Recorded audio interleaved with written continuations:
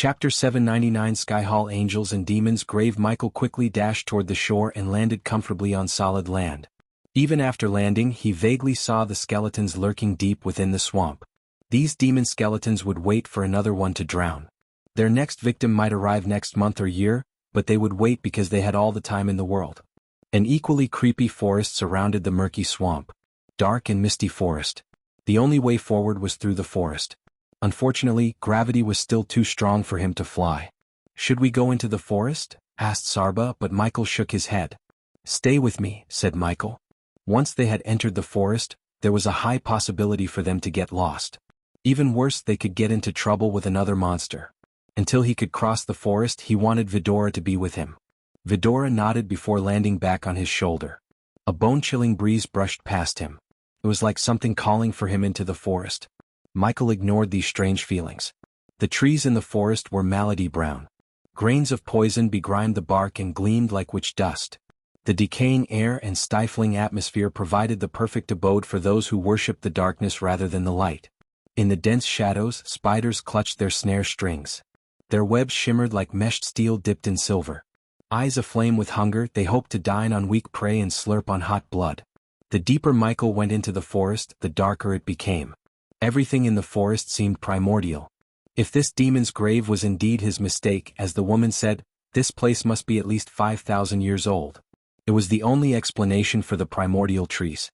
Their sprawling limbs guarded the darkness, blotting out any sunlight. Their bark was mottled and splotched as if the bubbled soup had been frozen in time on its surface. A pungent tang oozed from every sentient being in the forest. Bewailing sounds ghosted through the trees. Whether it was from the predator or prey, only the forest could tell. It was truly a place to make one's veins freeze over. Everything considered edible in another forest was nauseating here. It left Vidora with the same sickening taste of their own blood. It was a forest to be avoided. Michael navigated through the labyrinth of a forest, trying to find a way out. His black armor turned murky and green because of the moths and mud in the swamp. He ignored the blood-sucking leeches littering the ground and hoped they weren't on him. As he was walking through the forest, he suddenly heard a muffled thud noise.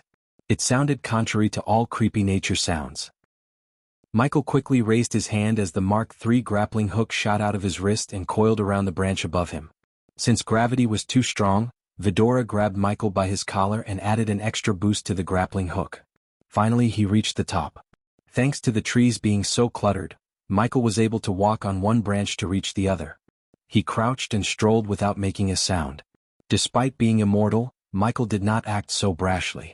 There would always be someone stronger than him until he reached the absolute top. The thudding sound continued to echo through the forest rhythmically. He followed the sound that sounded louder and louder. Eventually, the forest opened up to a circular area void of any trees. The surrounding trees were neatly pruned to prevent someone from looking at the place from above. The thick canopy covered the place, only letting a few rays of light through. To Michael's shock, he saw a portal gate and several people armed to the teeth, digging the ground with some kind of contraption. It looked like a giant spoon that created a thud sound everything it dug into the ground. These men were adorned in light blue armor with angel-like wings made of sharp blades. Michael couldn't see their faces through their masks. With the golden spear in their arms and the wings, they somehow reminded Michael of angels. What surprised him more was he had seen them before. They looked exactly like the one who invaded the Nether Realm. Dalar had to stop bringing undead from the Nether Realm with the portal open because of these people. "They are the same men who harvested the undead in the Nether Realm," Kane whispered to Michael while Sarba and Iag remained completely silent. They didn't dare to make a sound that might draw the attention of these armored soldiers. The Angels of the Skyhall, that's who they were. Unfortunately, Michael did not know. He had a closer relationship with them than he actually knew. Diana, his mother, was one of them. In fact, she led a powerful group of angels. "Look," Sarba whispered as Michael noticed the angels digging a black casket from the ground. The contraption dug the ground deep enough to reveal what seemed to be a burial site. One by one, the angels dragged the caskets out and threw them into the portal behind them. At that moment, Michael counted 11 angels. Surprisingly, they were all at the fusion stage. This piqued Michael's curiosity. A run-of-the-mill organization wouldn't use fusion stage cultivators for grunt work. Since there was no insignia or anything that could be used to reveal their organization, Michael had to move closer. He took out a spider from the system storage and let it crawl toward the angels. "I hate this place. It gives me chills. For me it's the smell." The place smells like dead. Michael began to hear the angels as the spider crawled closer to them. I am glad this is the last grave site, Michael frowned. If this was the last grave site, it certainly meant these people were digging up more sites. Whatever was inside the caskets, these people might have hundreds or even thousands of them. No matter what, he wanted to take a look inside the casket. However, alerting these soldiers didn't sit well with Michael. His instincts told him not to kill them, although he could slaughter them quite easily. But easy didn't mean he should do it. Silence. Why do I feel like we are being watched? Suddenly, an angel turned around in Michael's direction. Michael quickly moved behind the bark to hide. The angels slowly walked toward Michael. Their instincts and perception really surprised Michael. He kept a safe distance from them, yet they somehow managed to sense him. Even though he didn't want to fight them, he would have no choice but to fight if they found him. Michael prepared himself for a battle when an angel raised his voice. Hey, we are ordered to return. The angels who were on their way to the tree Michael was on halted their steps. He is asking for us. The voice had a tinge of fear and panic. Luckily for Michael, whoever called them was far more terrifying to make them wait than to find him. Finally, the angels turned back and returned to the portal. At first, one of the angels flicked their wrists as the giant spoon-like digging machine flew straight into the portal. Then they tossed the caskets behind the machine. Afterward, the angels themselves flew into the portal, disappearing from the forest. By the time Michael decided to move his body, the place was empty. The angels didn't bother to close the hole they dug, which worked in Michael's favor. He leaped from branch to branch and eventually landed on the palace where the portal was a few moments ago. The hole was picked clean. As far as Michael could see, there were no caskets left behind. He looked around the place for a few moments to see if they had left behind something that could be used to unveil their identities. Unfortunately, Michael's search bore no fruit. After a brief moment of looking around, Michael returned to the front of the hole they had dug. This hole was at least 8 feet wide and 15 feet deep.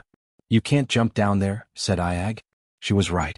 Gravity was too strong for Michael to fly upward again. It was weird and strange, but he could do nothing about it. Hence, he decided to drop one of his drones back into the hole. The drone slowly hovered down into the dark hole. They patiently waited outside to get a glimpse of anything but mud. A few minutes later, when Michael was about to conclude that the angels had grabbed all the caskets, Michael noticed the edge of a casket sticking out of the mud. Found something, Michael said to Vidora. A casket? Asked Iag as Michael nodded. Since you can't jump down and carry it on your back, let us go down there, Sarba suggested. Having no other choice, Michael agreed. After he nodded, Vidora leaped into the hole from his shoulder. They dived down until they reached the drone. Despite their small physical stature, they were blessed with enough raw power to carry the casket in their legs. But first they had to dig out the casket. Little help here, Iag shouted. Their claws weren't sharp enough to dig, so Michael shot dark beams out of his eyes to dig out the casket. Vidora flew aside, avoiding the dark beams. The mud turned ashes around the casket. Careful. Don't hit the casket, said Sarba. Soon the casket began to shake. Vidora tightly held the casket by its edge and pulled it out of the mud. Fuck. It's heavy, Iag cussed. The casket was surprisingly heavier than she initially expected. She wondered what the heck was inside. Eventually, Vidora brought the casket back and dropped it with a loud thud. The casket cracked in several places. It was apparent the casket was ancient. But still, Michael was able to see several runes engraved in the casket. He inspected the casket thoroughly. When he activated his X-ray vision, he saw a silhouette of a humanoid being inside. Michael was about to open the casket when he heard twigs and dried leaves breaking behind him. Someone was behind him. Instead of panicking, Michael slowly turned around. Chapter 800 Prank gone wrong. While Michael was in the demon's grave, Sabrina was returning home from Azair. Tired and exhausted by flying all the way to Penn Town.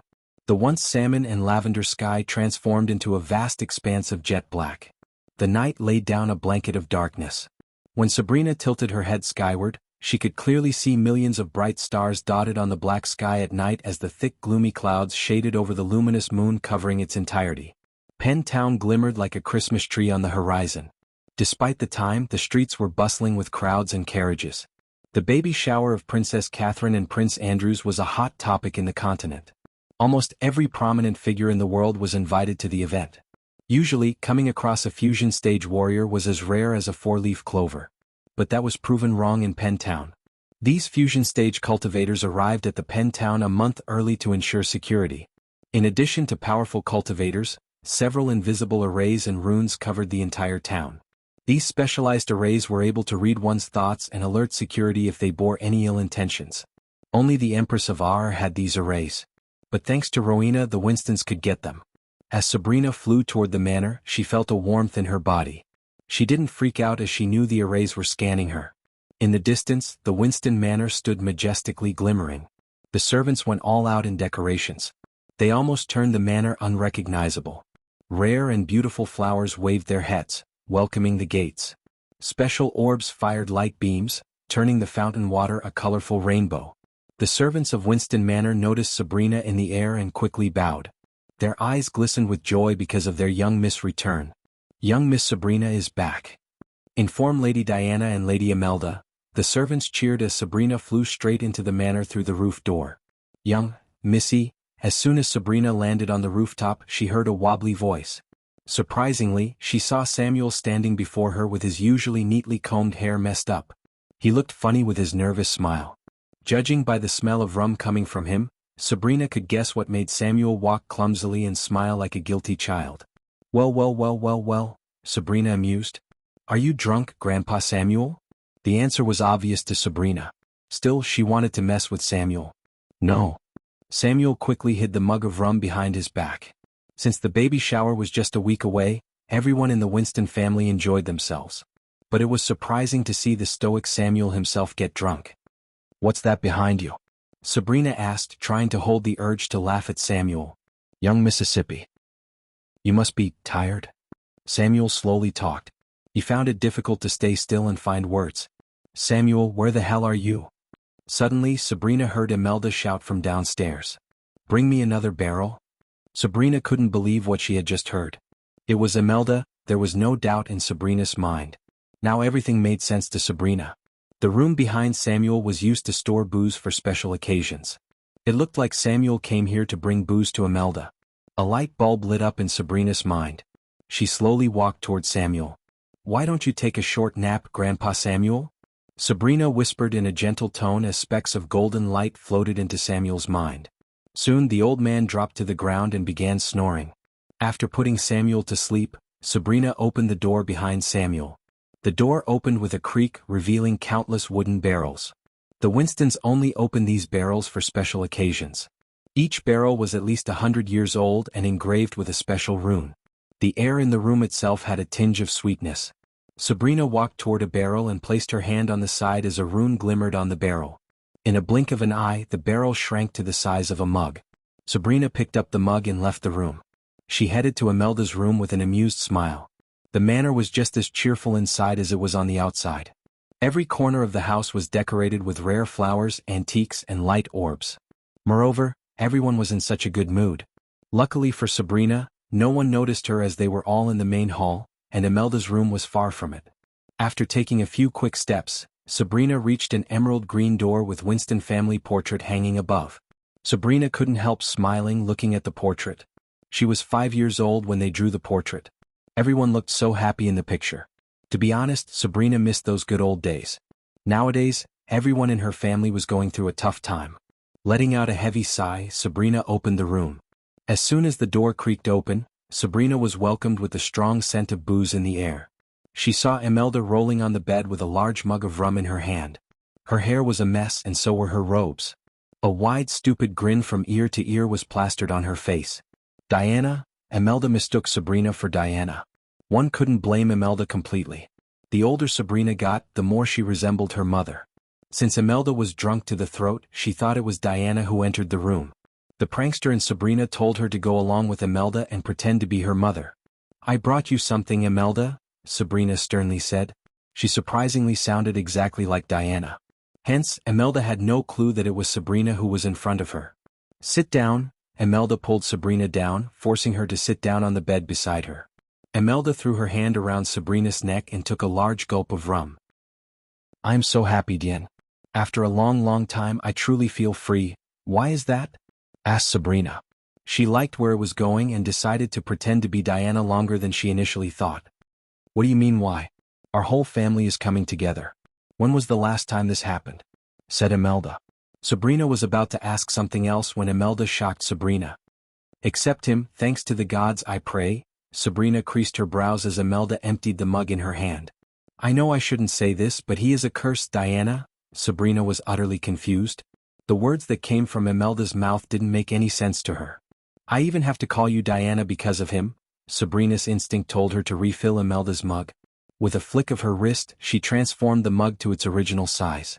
Sabria drowned a mug into the barrel and handed it over to Imelda. You can call me whatever you want, Imelda, said Sabrina. At that moment, Sabrina didn't know she was about to be shaken to the core. Good. Imelda raised her mug before gulping the rum down her throat. Foam and rum flowed out her mouth and drenched her robes. Harriet Hunt, said Imelda.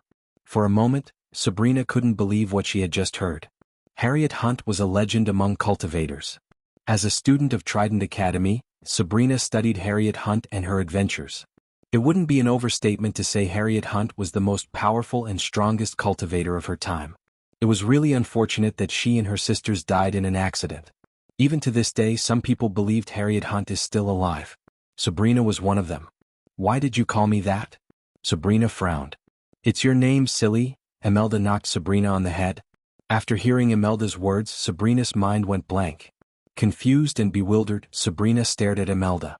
Ever since Sabrina was little, she had this strange feeling that her mother was putting on a mask. After she grew up, it felt like Diana was pretending to be someone else. Although Sabrina had grown used to the feeling, Imelda's words brought up everything Sabrina buried deep within her. I am Harriet Hunt, and who are you? Irena Hunt. Once again, Imelda raised her mug proudly, having no idea what she had just done. Silence fell over the room. It took Sabrina a few minutes to collect her thoughts. At that moment, her thoughts were a mess. What she thought would be a good prank turned out to be a life-changing moment. Never in a million years had Sabrina thought her mother was Harriet Hunt. Sabrina stood from the bed and went to the doorway to close the door. Sabrina decided to unveil the secret behind her mother and why she faked her death. Don't you miss our old life? Asked Sabrina. Imelda shook her head. No. I have everything I want here, said Imelda. I am glad you feel that way, Imelda. I just wish I could say the same, Sabrina sighed. You have to let him go, Harry. He is a curse. The moment he came into existence, we lost all the happiness in our lives. Sabrina wondered who she was calling a curse. Judging by her words and the look in Imelda's eyes, Sabrina had this strange eerie feeling. But Sabrina was afraid of asking her directly, which might reveal her identity to Imelda. Instead, Sabrina decided to take a subtle approach. She put herself in Diana's shoes and thought about what her mother would say at this moment. He is not a curse, Imelda. Aren't we happy right now? I am, but you aren't, said Imelda. You can fool others, Harry, but not me. I know you. My heart bleeds every time you go out there to keep him safe. Yet you forgot he is the threat to all, not the other way around. You don't mean these words, Imelda, said Sabrina. I do, Harry. It's you who has yet to see who he really is. You know what he did to the Barnes?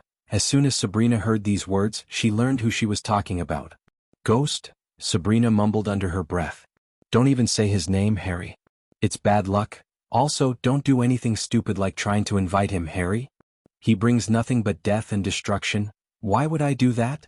Asked Sabrina. Hey, Imelda dragged her words, because you still think of him as your son. Remember this, Harry, you may have given birth to twins, but you only have one son, it's Noah. Sabrina's heart skipped a beat. Her entire body trembled from head to toe. Sweat beads appeared on her forehead as she shivered. Ghost is my brother. Sabrina's words spanned before her eyes, learning the biggest secret in her life.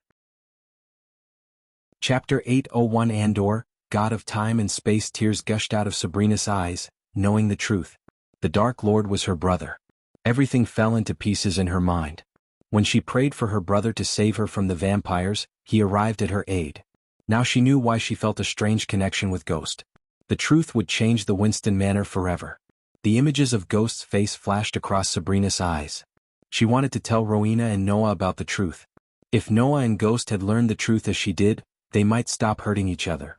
Sabrina now had the power to bring peace between the Guardians and the Dark Lord.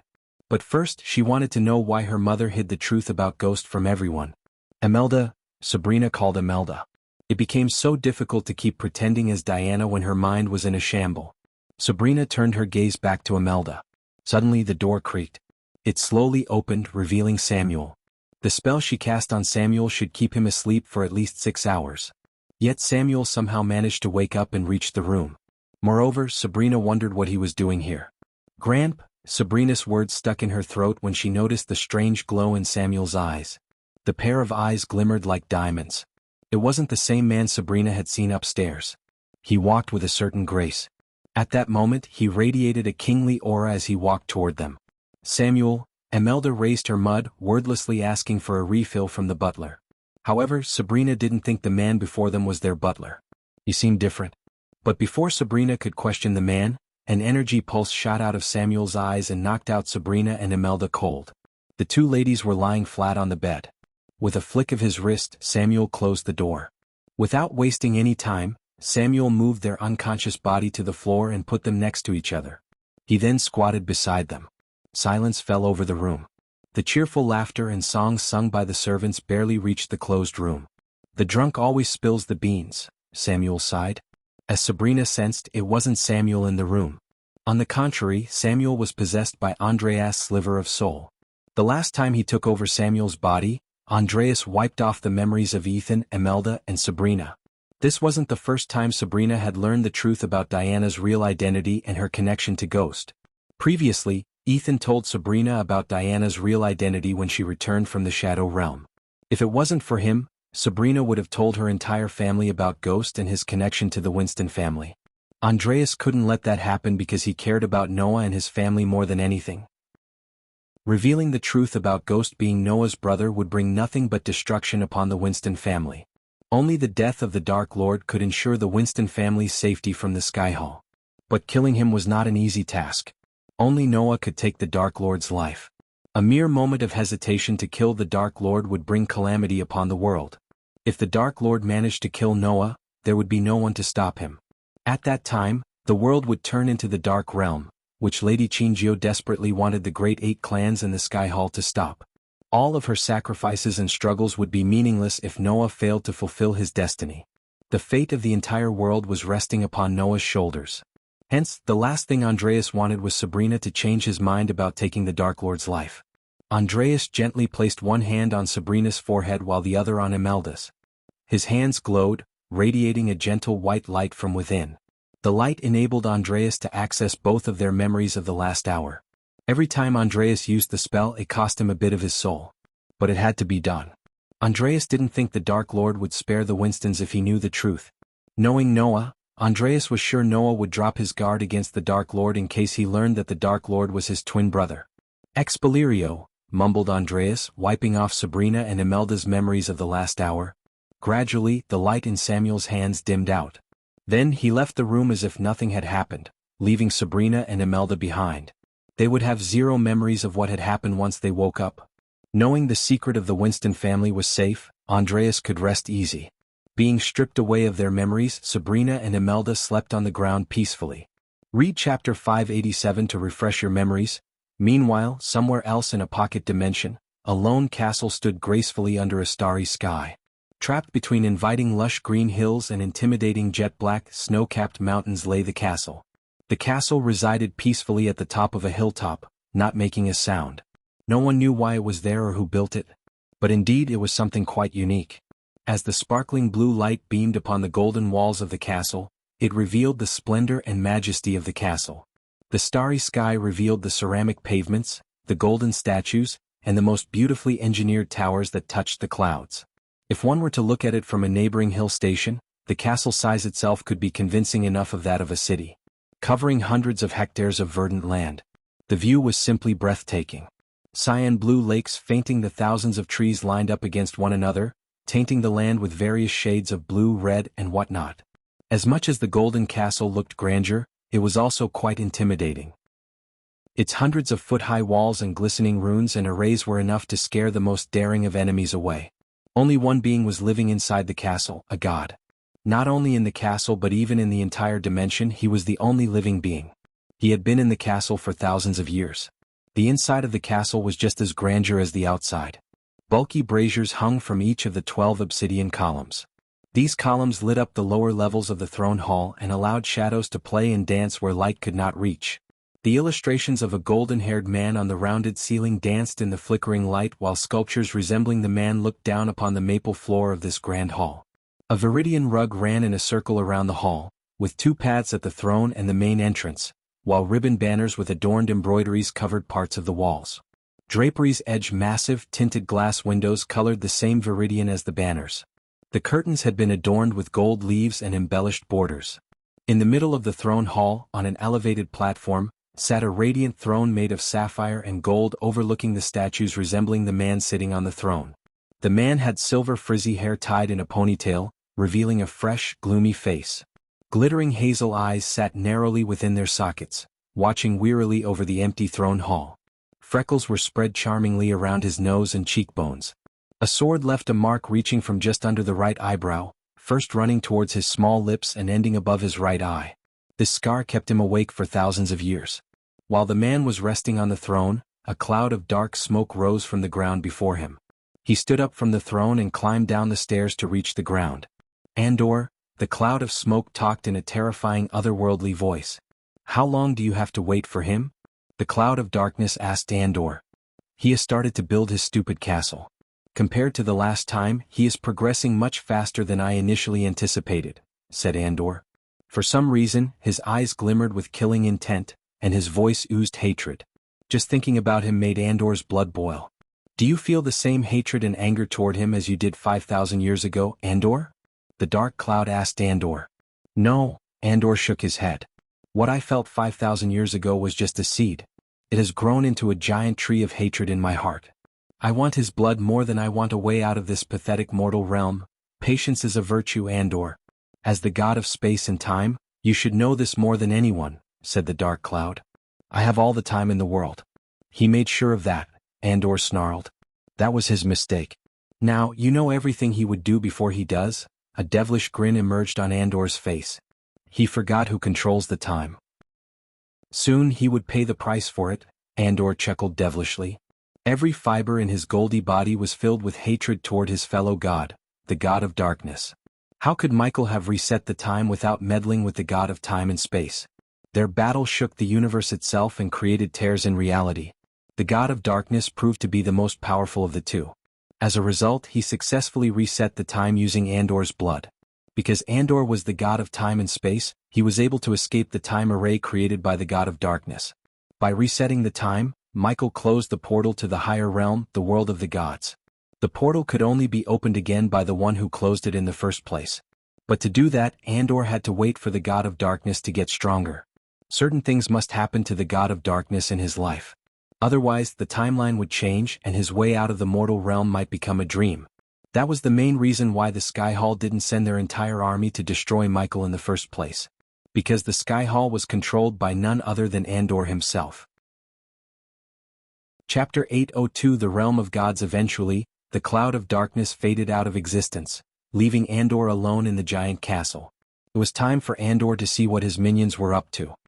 He just raised his hand as a golden beam of light shot out of his hands. Soon, 3 figures emerged from the light. They were in their astral forms rather than physical forms. The moment they came into existence, they fell to their knees. Heavenly Lord Andor, they greeted him with utmost respect and reverence. They didn't even raise their heads to look him in the eyes. These 3 were none other than the 3 elders who planned to enslave Noah, Devdan, Thorfinn, and the lady in white, Irael. Through these 3, Andor controlled the entire Sky Hall. They served him wholeheartedly in the hope of becoming gods one day. Once the Dark Lord could open the portal to higher realms, they planned to ascend with Andor. What are you 3 idiots doing nowadays? Asked Andor. He didn't bother to hide his disgust toward the mortals. The mortals were pretty disgusting in his eyes. In his mind, the mortals were a disease to the world. If he cared about the world even for a bit, he would have cleansed the world of the mortals. Unfortunately, not all the gods shared the same thought about the mortals. In the higher realm, some gods loved the mortals, some hated them, and the majority of them couldn't care less about the mortals. Thanks to the Dark Lord, no god could descend from the higher realm to the mortal realm, and Andor was stuck in the mortal realm for thousands of years. Guiding Noah Winston in his path to be stronger, Heavenly Lord, Devdan answered Andor despite how he was getting treated by Andor. What's the god of light up to? Asked Andor. As the god who wields power to kill his opposite, Andor rooted for Noah. Simply put, Noah was like a friend to Andor as the enemy of his enemy was his friend. He is on his way to his home, Heavenly Lord, said the dwarf Thorfinn. What? Andor's calm voice turned menacing. He creased his sword-like brows. Shouldn't he be searching for the arrows? Asked Andor. Although killing a god was not an easy task, it was not impossible. There were some ancient texts in the higher realm which mentioned killing a god and its effects. But Andor had no idea how a mortal like Jianghu managed to get a piece of this ancient text and managed to forge these god-killing arrows. Even in the higher realm, Andor had never seen a god die for eons. Only some scripts mentioned some rogue gods and the war between the gods. As for the consequences of a god's death, nothing was mentioned in any text. If only Andor was at his peak power, he would have found Jianghu with a snap of his fingers. After all, he was the god of time and space. Unfortunately, he was still recovering from the last battle with the Dark Lord. He was fortunate the Dark Queen was there to save him from the Dark Lord. This Dark Queen is not Gaia. The trio stayed silent. Their bodies trembled, sensing the overwhelming power radiating from Andor. Although he was not at his peak power, he could still kill the trio before they could blink an eye. But he needed them more than he liked to admit. As the god of time and space, Andor knew better than anyone of the consequences of altering the events in the timeline. Any simple change could result in a catastrophic change in the future. Hence, Andor had to approach the situation with extreme caution. For a moment, Andor picked his brain in complete silence. Finally, Andor came up with an idea to nudge Noah in the right direction. It was not changing the events per se but speeding things up a bit. Send an assassin to the Winston Manor. Take a shot at one of Noah's loved ones but do not kill them. Just let your clone in the family take care of the assassin, said Andor. Let the Dark Lord take the fall. It should be enough to light the flame in Noah's heart. By injuring someone from Noah's family, Andor was not completely altering the timeline but nudging Noah in the right direction. In this situation, the right direction would let Noah battle the Dark Lord. Andor wanted the god of darkness to die, but to ascend to the higher realm, he just needed one god to die. Might even be Noah. But no matter what, their battle must happen. Andor was manipulating the Sky Hall and the Great Eight clans from behind the scene to ensure that. Otherwise, the Sky Hall could have easily taken down the moment Michael revealed himself as the Dark Lord. Although Andor felt he was in control and for the most part, he failed to take the past Dark Lord into the equation. His ego as a god blinded him from thinking whether the past Dark Lord planned this or not. Andor was still thinking that the past Dark Lord did not anticipate Andor would escape from the time array. As for the god of darkness, make his life harder but don't end it. I won't stay in this scum of a world a second longer than I have to, Andor snarled. It wouldn't take a second for Andor to leave his caste and kill the god of darkness. The current Dark Lord's power was not even a fraction of his past self. Hence, killing him would be as easy as stepping on an ant to Andor. However, if he did that, the Dark Lord's soul would leave his body and wander the universe for an unknown time before finding another suitable vessel. It might take eons. Even the god of time and space did not have that much patience. The quickest way for Andor to leave this mortal realm was with the god of darkness. Consider it done, Heavenly Lord. The trio bobbed their heads up and down. Now leave. Andor waved his hand as the astral figures of the trio vanished into thin air. As Andor returned to his throne, his mind played tricks with him. He heard the god of darkness words in his mind. May the other gods have mercy on you because I want. These words sounded loud and clear in Andor's head. It was as though the Dark Lord himself was speaking to him from somewhere in the castle. Andor clenched his fist to the point golden blood trickled out of his palm. I am not my brother Andor. He will show you mercy. I will show you death. When mortals are desperate and helpless, they will pray to a god. Tell me, Andor, what are you going to do? The more he heard the Dark Lord's words, the redder Andor's eyes turned. He wanted to leave the castle and rip him to pieces. I am the god of darkness. I am vengeance. I am your death. Andor's heart skipped a beat when his mind played the last words the Dark Lord spoke to him. This wasn't new to Andor. On the contrary, he had been hearing the Dark Lord's words and seeing his images flash in front of his eyes for thousands of years. Still, every time it happened, it had the same effect on Andor. We will meet again, my dear god of darkness, Andor growled as his eyes glistened. Meanwhile, back on the demon's grave, Michael slowly turned around. To his surprise, it was one of the men who went into the portal a few moments ago. The angel was holding a crossbow made of some kind of red stone. The crossbow bolt glistened, threatening to end the life of whoever it was pointed at. Easy there, Tiger, said Michael. Do you see this? The angel was not afraid of Michael, not even a bit. The way he talked showed his courage. This is specially designed to knock out an immortal, said the angel. Because of the helmet on his head, Michael couldn't see the angel's eyes. But if he had to guess, he would say they had no fear within them. "Get on your knees with your hands in the air," said the angel, only to see Michael laugh. Vidora snuck back into Michael's robes. "Trust me, that bolt wouldn't save you if I wanted to kill you," said Michael while moving the spider toward the angel. It was slowly crawling on his armor. The angel had no idea. Michael was just buying time until the spider could reach an exposed area in his armor and send its venom into the angel's bloodstream. Spider was just one way of dealing with the angel. If Michael wanted, he could kill him with his dead beams in a blink of an eye. The angel was not even strong, as he was just at the fusion stage. "You have 3 seconds, the angel warned Michael. "But you only have 2 seconds, said Michael as the angel's eyes went wide. His muscles tensed. Soon the angel collapsed to the ground, unconscious. "Done?" Michael smiled. He walked toward the angel and picked up the crossbow from the ground. "He'll take a look at you later," said Michael. The crossbow vanished into thin air as Michael turned his gaze back to the angel on the ground. "Let's get out of here first," said Cain. Lingering around in this place was not a safe option, Michael knew that. He waved his hand as the casket slid toward him. Michael growled, picking up the casket from the ground. He carried the casket on one shoulder and lifted the angel by his chest plate. Then, Michael dashed into the forest, using the lightning dash. Michael just hoped the other angels wouldn't track him down until he could get information from the angel. Flying away would have been much easier if it wasn't for the strange and powerful gravity. Eventually, Michael put several miles of distance between the digging site and him. From where he was standing, he saw nothing but ancient trees. The place was enveloped in complete darkness. After putting down the casket and the angel down, Michael stretched his arms. "What are you hiding inside?" Michael asked, looking at the casket on the ground. He didn't waste any more time. Instead, he grabbed the casket on its edge and pried it open with brute strength. "What the fuck?" Michael was stunned by the thing inside. Chapter 803, Return of an Old Enemy. When Michael opened the casket, he saw a demon skeleton lying on a black cloth. Suddenly, something lit up within the demon's empty eye sockets. It lunged at Michael at lightning speed. Thanks to his cat-like reflex, he raised his hand, bringing out the black shield to block the demon's fist. The demon's hand cracked upon hitting the black shield. Without giving any time for the demon to retaliate, Michael grabbed the demon by its neck and forced it down instead of attacking it. He then quickly shut the casket on the demon. The demon banged and growled from within. Several seconds passed as Michael noticed some runes started to radiate a pale blue light in the casket. Following the runes, the demon inside calmed down. It finally stopped banging against the casket and returned to its eternal slumber. "So all those caskets have demons inside?" asked Iag from within Michael's robes. Michael did not answer. Instead, he turned his gaze toward the unconscious angel. A pale light shot out from Michael and scanned the angel on the ground. Just after the light faded away, Michael approached the angel. He picked him up by his neck and slammed him against a tree nearby.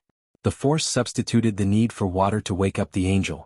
Michael grabbed the angel's helmet and pulled it upwards, revealing the face of a golden-haired elf. The elf stared back at Michael with no emotions.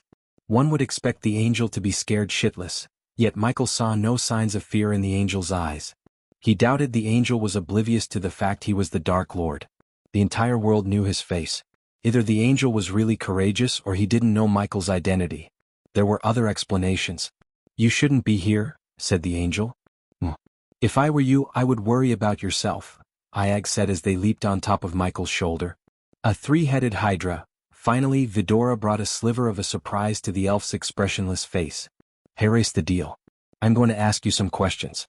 Satisfy me with your answers and I will let you live. Does that sound good to you?" asked Michael, only to see the elf snicker. "Humph. You're going to kill me either way. It's in your eyes. But I will answer your questions." Both Michael and Vidora were surprised by the angel's answer. "That makes my life much easier. Let's begin with who you are and whom you serve." "It doesn't matter who I am when I serve the Almighty," said the angel. His voice oozed pride and arrogance. "And who is that?" asked Michael. "Skyhall." Michael clenched his fist as a sudden urge to snap the angel's neck emerged in his heart. But he controlled himself. Michael used to think the Guardians were the big bad guy in his life until he met Eladir. Only then did he realize the real puppeteer was none other than the Skyhall, the most powerful clan in the entire world. Even before he was born, they slaughtered millions and eradicated the Order of Death with the help of Andreas. "Soon, my fellow angels will bring you the wrath of Holy Skyhall and smite you to oblivion," the angel threatened Michael. Vidora saw Michael bruising into laughter. Angels, wrath, smiting me to oblivion. Geez, you guys really think you're from the god's land, don't you? Michael's devilish laughter echoed through the forest. Lucky for you, angel. You are staring right at a god in the flesh, said Sarba. I know who you are the moment I laid my eyes on you, said the angel. Now Michael really felt bad about his reputation. He was the Dark Lord. Low-level soldiers like this angel should be afraid of him. Yet somehow this angel showed no signs of fear. Of course, Michael could bring a whole new world of fear within the angel if he used the fear toxin. The world has changed, Dark Lord. You are not the highest priority of Skyhall. How do I put this nicely? You are a cog in the machine, just a big one but not the biggest. I am offended. Michael shook his head disappointedly. I thought you idiots were hunting him, the Dark Lord. Instead you're grave robbing. What? Asked Iag, turning the angel's gaze away from Michael. An angel's duty is to get the order done, not to question it. In other words, you don't know. That's a shame, Sarba sighed. They are building an army. Why else do they need the undead and now the demons? The question is, are they planning to wage war against us or someone else? Said Cain. When Michael looked at the elf, he didn't seem to know the answer.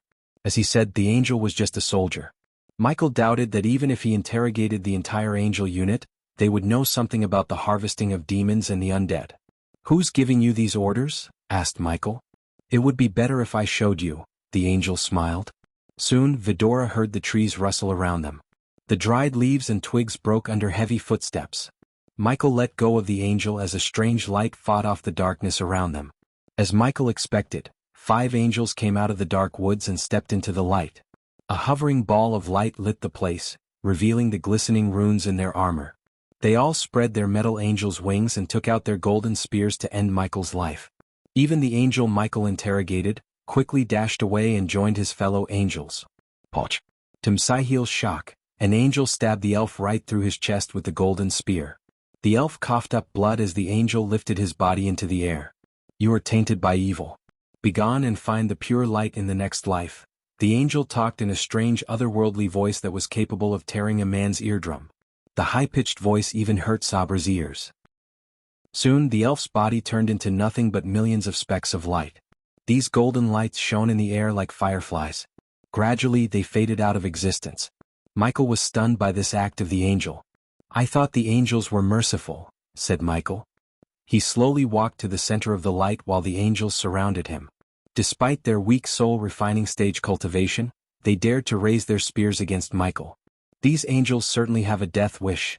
Even the system ridiculed the angels. Michael cracked his neck.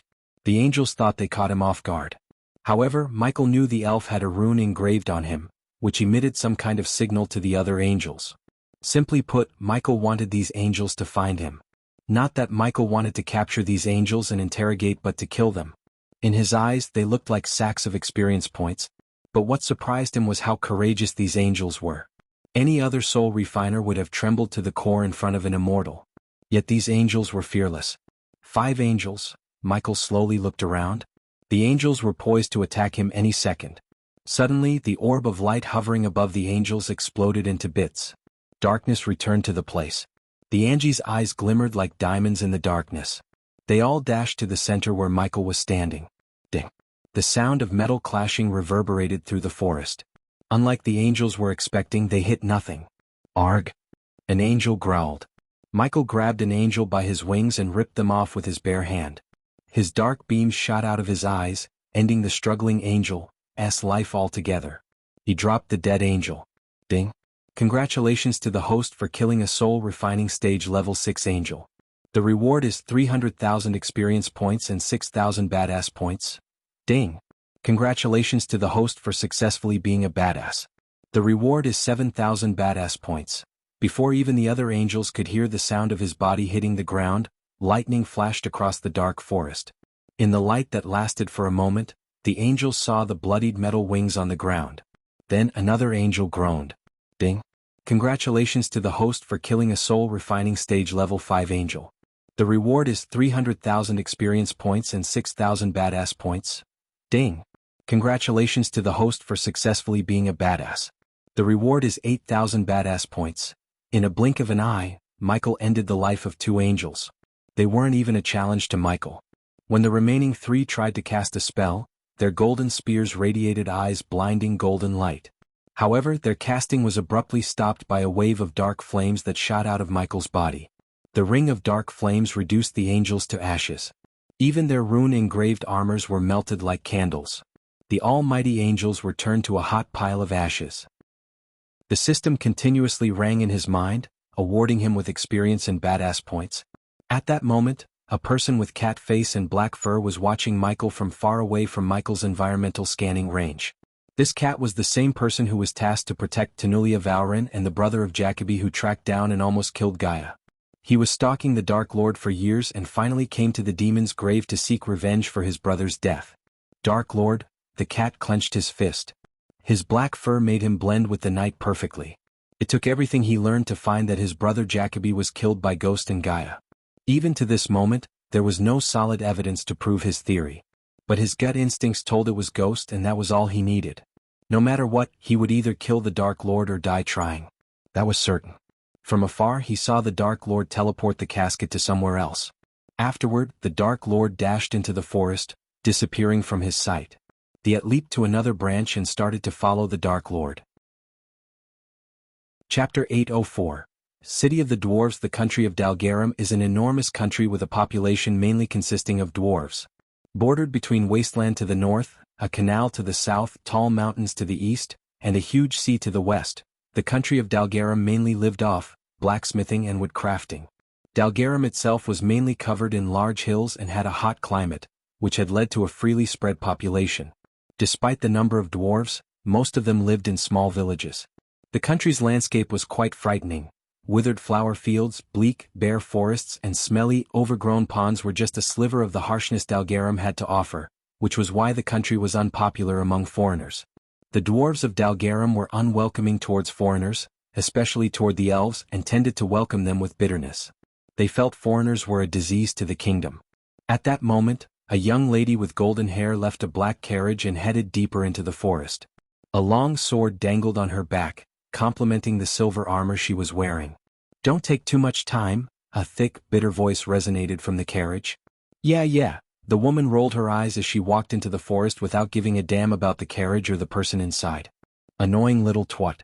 What did I do to deserve such an asshole for a client? The woman bickered with herself. The passive and daunting forest around her had the appeal of a forgotten land, which had been lost in time. The isolated forest remained in a capsule, untouched by the destructive essence of man. The dark shadows of the voluminous trees and puzzled bushes had become the structure of the forest. All the giant trees in the forest stood proud and tall as protectors of the exigent grounds, as the impregnated bushes that had consumed the hard regions of the forest concealed the land from beneath the dynamic portals of the open sky. The woman needed some time away from her client to clear her mind. She was afraid that if she spent any more time in the carriage with him, she might draw her sword and cut his head off. Standing before a large tree, she looked left and right. Then she punched the tree as hard as she could. The tree trembled, shedding its leaves. Her punch formed a hole in the tree. "That's quite an anger you're holding." The woman felt a chill running down her spine when she heard a devilish voice from behind. She turned around with her sword in her hand.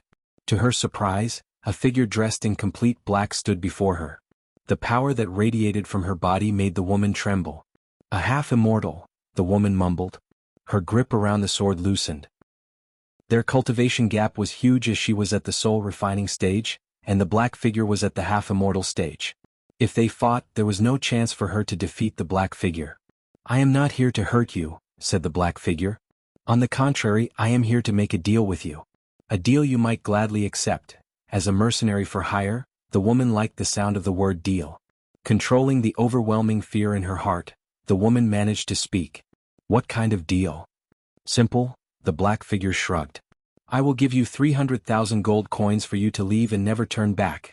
The woman's eyes glistened with joy, but soon the glimmer faded out. She couldn't believe someone would pay 300,000 for no reason. But then the black figure tossed a space ring toward her. The woman instinctively caught the ring. "Check it out," said the black figure. When the woman sent a sliver of arch energy into the space ring, her eyes widened. She saw stacks of gold coins within the space ring. If she had to guess, she would say the stack contains 300,000 gold coins. "I'm not very patient. So take the ring and leave or I will take your life. The choice is yours," The woman's heart skipped a beat when she heard these words. "I will take the ring," the woman quickly said without taking any time. "Good." Close the deal with a handshake. The black figure slowly approached the woman. The latter did not back away in fear because if the half-immortal wanted her dead, she would be dead by now. Hence, she held her ground firmly. When the black figure arrived at arm-reaching distance from her, she reached out to shake her hand. The woman slowly shook her hand as she felt a sting in her hand. After shaking her hand, the black figure turned around and left. The woman was bewildered. However, she was able to heave a sigh of relief. With the space ring filled with 300,000 gold coins, the woman could settle down somewhere and live the rest of her life peacefully. There was no need for her to risk her life, protecting scums like her current client.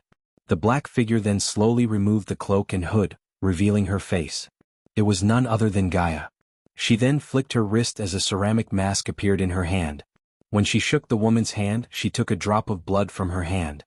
Gaia dropped the drop of blood onto the ceramic mask. Then she placed the mask on her face.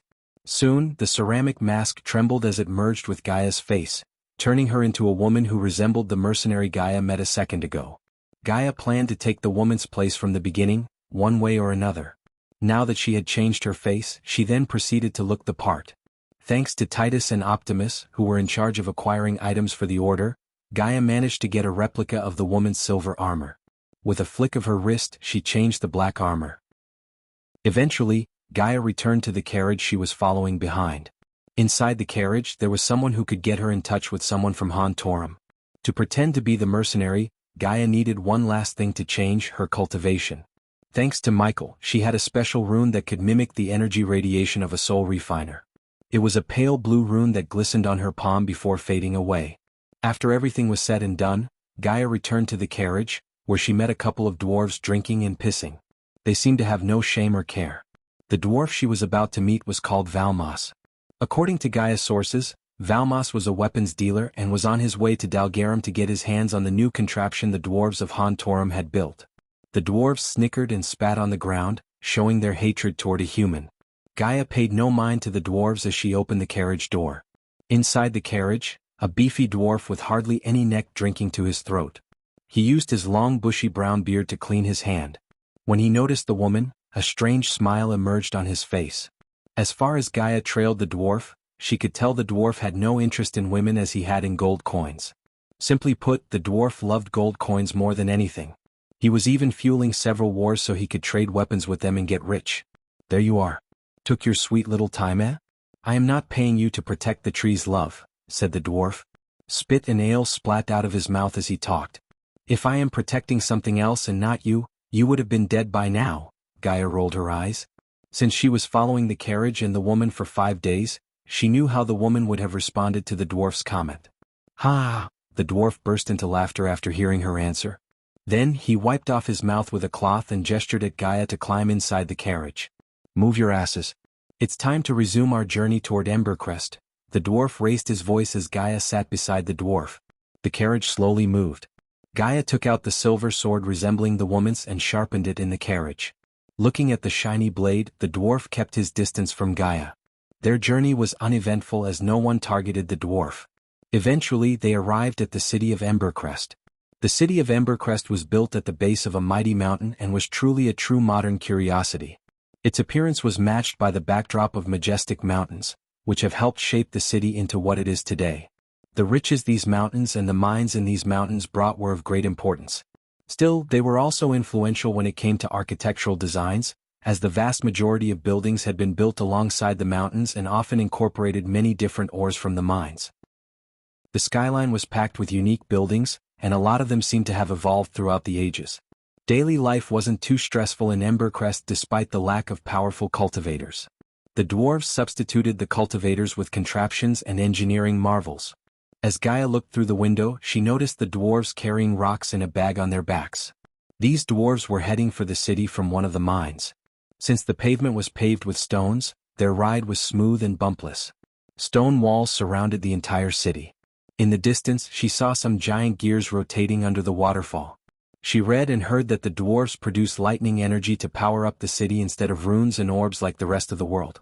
Something told her these gears and the waterfall played a big part in the power generation. "I love the smell of Embercrest. Home sweet home," the dwarf laughed. The further they traveled, the more dwarves Gaia saw on the street. Finally they reached the city gates. To her surprise, she saw a carriage with the symbol of Guardian Guild engraved and went past them into the city. Chapter 805. Thieving Dwarves and a Weapons Dealer. Valmas, the weapon-dealing dwarf, had 5 bodyguards. 3 dwarves and 2 humans. All of them were at the soul refining stage. In dwarven nations, soul refining stage warriors were like gods. The strongest dwarven warrior in all dwarven kingdoms was at soul refining stage level 5, and he served under Drogon, the dwarf king. Furthermore, Valmas had a secret hideout that even his bodyguards had no idea of. He would use a teleportation scroll to get in and out. Hence, why he survived for so long despite being one of the most wanted dwarfs and a weapons dealer. The streets of Embercrest were bustling with dwarves, with the air smelling like freshly brewed ale and piss.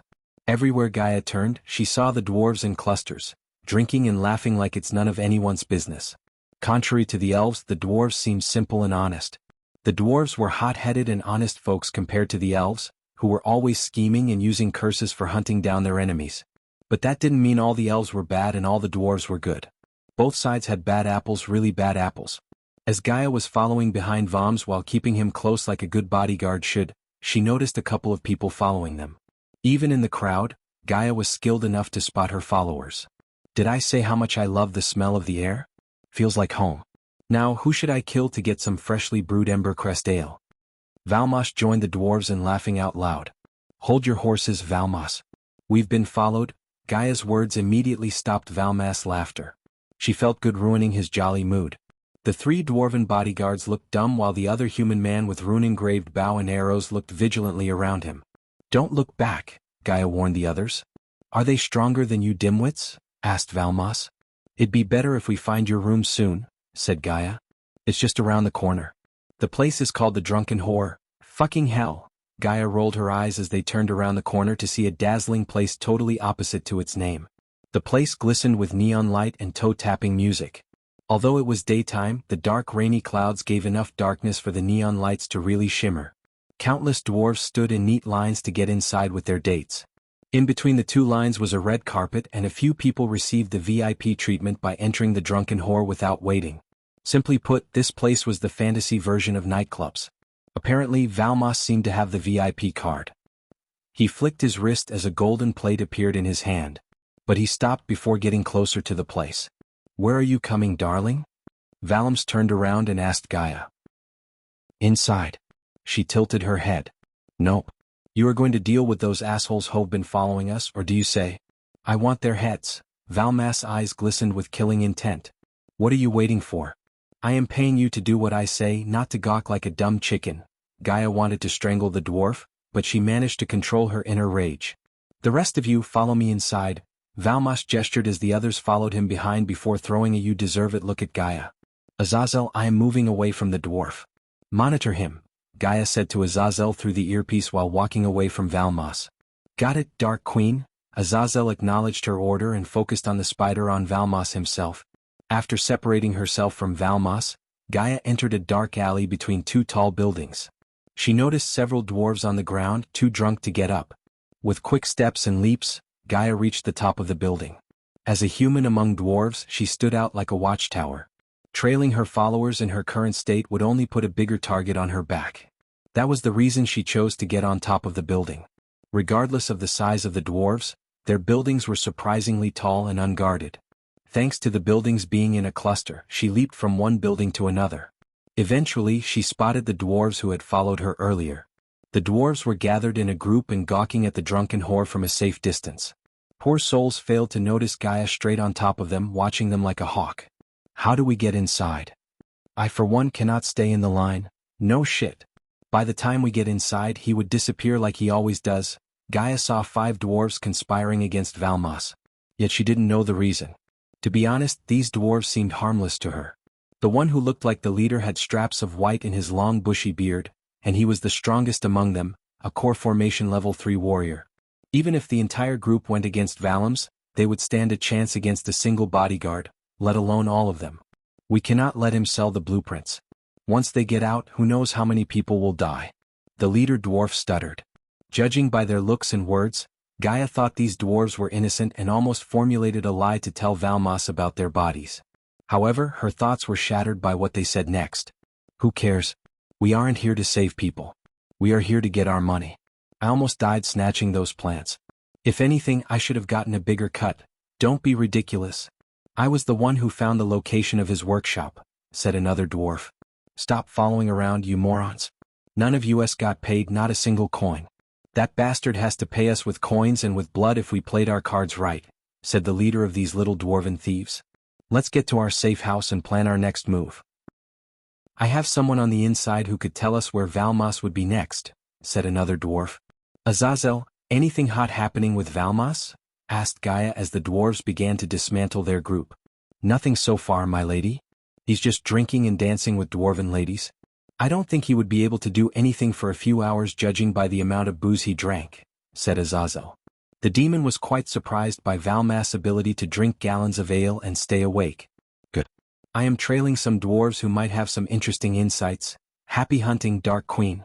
I will keep you updated on Valmas' status, said Azazel as Gaia trailed the dwarves to their hideout. The tables had changed as it was Gaia who followed the dwarves this time. While she was following them, Gaia noticed the dwarves looking behind to see if anyone was following them, a trait of a thief. She was certain that these dwarves were thieves, but the question was whether they were working for someone or alone. The city of Embercrest was built like a labyrinth. There were more alleys and turns than straight streets and more taverns than any other stores. Luckily, no one was on top of the buildings or watching the skies. Otherwise, they would have seen Gaia jumping from building to building, parkour style. After almost jumping from building to building for 15 minutes, Gaia reached the outskirts of Embercrest, where the infamous dwarves liked to live. This area before her had no tall buildings or lavish stores. Instead, all she could see were tiny huts and clusters and dirty river running across them. Gaia was standing atop the last tall building overlooking the outskirts. One more step and she would be visible to all the dwarves on the ground. Even if she could sneak without getting detected, she doubted she would fit inside one of those huts. They were barely 4 feet tall. Thanks to Michael's inventions, she had a drone at her disposal. With a flick of her wrist, she took out a drone the size of her palm. It was transparent, as the wire and gears inside were visible to the naked eye.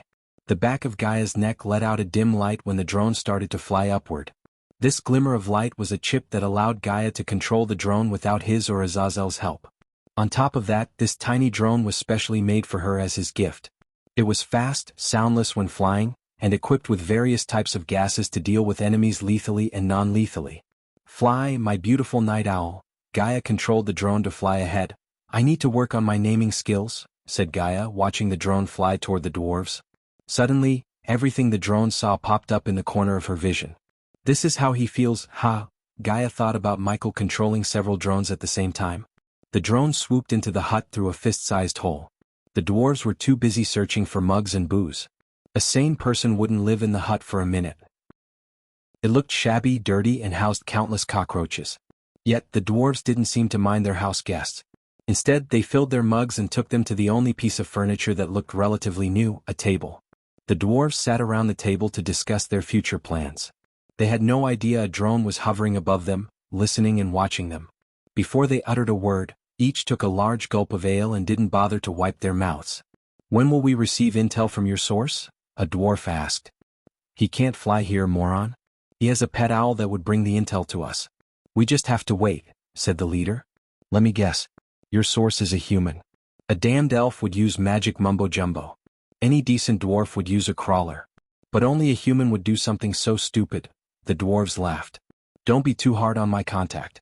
Without him, we aren't getting near Valmas. It didn't take a genius to figure out the dwarf's inside contact.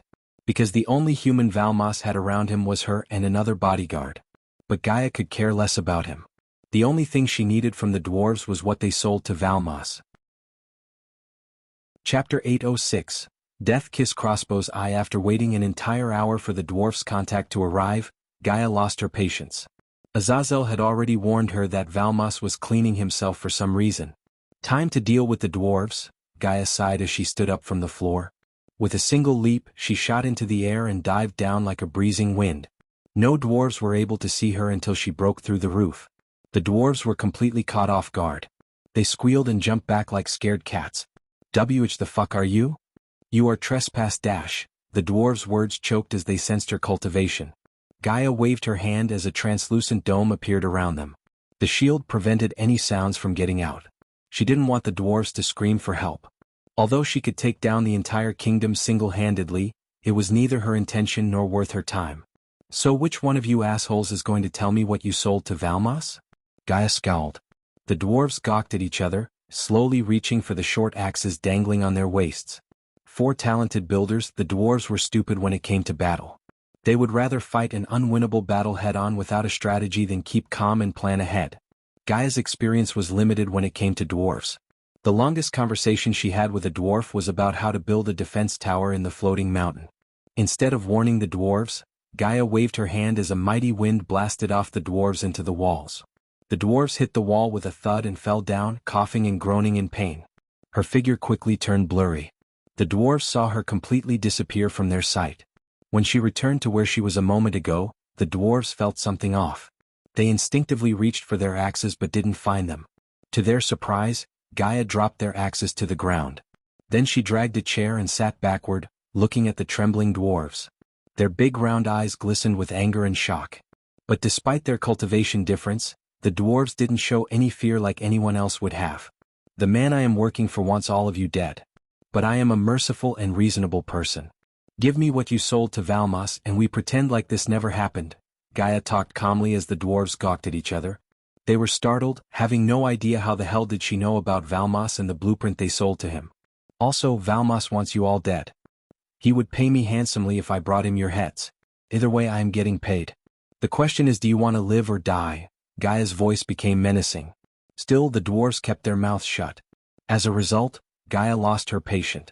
She raised her finger as a green laser-like beam shot out of her fingertips. The next thing the dwarves heard was their leader screaming as loud as he could. Blood spurted out of his left knee. The dwarf groaned and cursed to high heaven. You are dead, human. When the news hits the city, our kind will hunt you down. The dwarves snarled at Gaia as she chuckled. Do you really think your kind can stop me? Gaia asked. Perhaps if the dwarves put a quest with the moguls, they might send some soul refiners after her. But the moguls were known for their expensive price and forbidden cultivation techniques. She doubted the kingdom cared enough about some lowly dwarves enough to approach the moguls in the shadows. Unless you want me to target something you treasure, I suggest you give me what I want. The dwarf leader closed his legs as his heart skipped a beat. Seeing Gaia's fingertip glow, the dwarf leader shouted. Wait. I'll give you what you want. The dwarf leader quickly put his hand inside his robes and threw a yellowish parchment to Gaia. You had a copy of the plans all this time, motherfucker? His dwarven buddies were not at all happy about the leader keeping a copy of the plan. If they knew this, they could have tried to sell the plan to someone else rather than wasting their time trailing Valmos. While the dwarves were bickering back and forth, Gaia opened the parchment to see a blueprint of some kind of crossbow. I have to say I am disappointed, Gaia sighed. When she heard the dwarves being so secretive, she thought they sold something powerful to Valmos. But instead it was a blueprint of a crossbow. I can't believe I wasted my time on this. She shook her head disappointedly before putting the blueprint into her space ring. Blueprints and new types of weapons were Michael's thing. Who knows, he might take a weird interest in the thing. After putting the blueprint into her space ring, she stood up from the chair and turned around. She debated with herself whether to kill the dwarves or leave them alive. Honestly, Gaia had no reason to kill them. She could always spin a lie to Valmos about what happened to the dwarves. After a bit of thinking, she decided to leave the dumb dwarves alone. They'll be in the city for a while. So I don't want to see your faces ever again here. Get out? Gaia's voice turned demonic. Her words rang inside their heads until their vision turned blurry. But when she took a step forward to leave the hut, the dwarves made the biggest mistakes of their lives. One daring dwarf threw a pebble at Gaia. It hit her in the head, halting her steps. The dwarves only realized the graveness of their mistake when she turned around with her eyes glimmering with killing intent. At that moment they knew they fucked it up. Gaia grabbed the chair she was sitting on and dragged it toward the dwarves. While the leader dwarf was screaming in pain, the others frantically looked for something that could be used to fight her. Their minds were blank as they didn't even think about using spells. Not that they had powerful spells in their arsenal. All their spells were more focused on picking locks, finding valuables and running away. The drunken whore was just as lively inside as it was on the outside. With neon lights, smoke effects and dancing dwarves, the place was lit with liveliness. Almost everyone inside was dancing to their heart. Valmos was exhausted after dancing and drinking for an hour without a break. He sat in one of the booths built for VIPs. Purple curtains covered the booth and prevented anyone from outside from taking a look inside. Valmos bodyguards flanked the booth from the sides. A while later, Gaia returned to the place. The dwarven bodyguard stopped her in front of the booth. "Where is he?" "Let her inside, moron." Before Gaia could answer the dwarf, Valmos shouted from inside. She entered the booth, pushing aside the dwarf. When she entered the booth, she saw Valmos combing his hair and dusting off his beard. "Well?" Valmos looked at Gaia, wordlessly asking her about those who followed them. Gaia grabbed the pouch dangling on her waist and poured out its contents on the table before Valmos. The dwarf creased his brows. Some white things were covered in blood, and a handful of hair fell onto the table. "Is that tooth?" Valmos asked, pointing at a bloody white thing. It took him a few seconds to recognize them. He was no stranger to blood and gory, but even he felt a bit freaked out seeing Gaia pouring down teeth, hair and pieces of flesh onto the table. Moreover, Valmos could see her bloody fist and blood drops on her face. "You asked me to bring their heads, but this is all I could find in their bodies after I was done with them." Gaia cracked her fists. After the dwarf hit her with the pebble, Gaia showed them hell on earth. She broke every bone in their bodies and almost killed them. When she was done with them, the dwarves wished for death. They became an outlet for her inner fury. Luckily for the dwarves, she didn't wish to kill them. Otherwise, she wouldn't have given them healing potions and thrown them out of the city herself. Since she was a pretty convincing liar, Valmos believed her without a doubt. Plus, he had more urgent things to worry about than some stupid dwarves. "You seem tense," said Gaia as Valmos sighed. "That obvious, huh? I have an important meeting coming up. This deal can change my life forever." The dwarf put down the wooden comb beside all the teeth and hairballs. He then took out a small piece of paper and handed it down to Gaia. "I need you to go down there and make sure it's not a trap." "Better to be safe than sorry," said Valmos. Gaia took a look at the piece of paper to see the name of an abandoned warehouse not very far from the drunken whore. This place was located in a relatively unpopulated area with plenty of escape routes if things went south. Whoever chose this place knew their stuff. "Will do." Gaia turned around and left the booth without saying anything about the mole and the bodyguards. There was a possibility that Valmos would call off the deal if he felt cold feet after hearing about the mole. Valmos' schedule must go uninterrupted for her to get closer to the new weapons built by Han Torum. He was their only lead to get those weapons. The human bodyguard looked tense as he should be. But Gaia didn't do or say anything that could tip him off.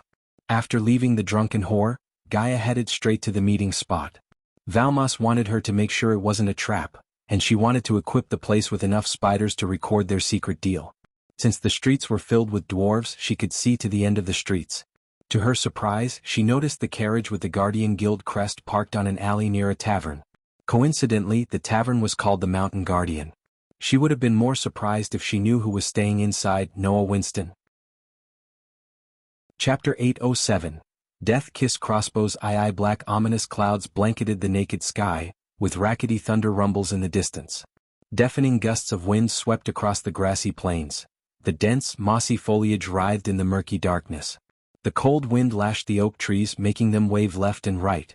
Thunder roared more intensely, and one could feel the storm ready to pour at any moment.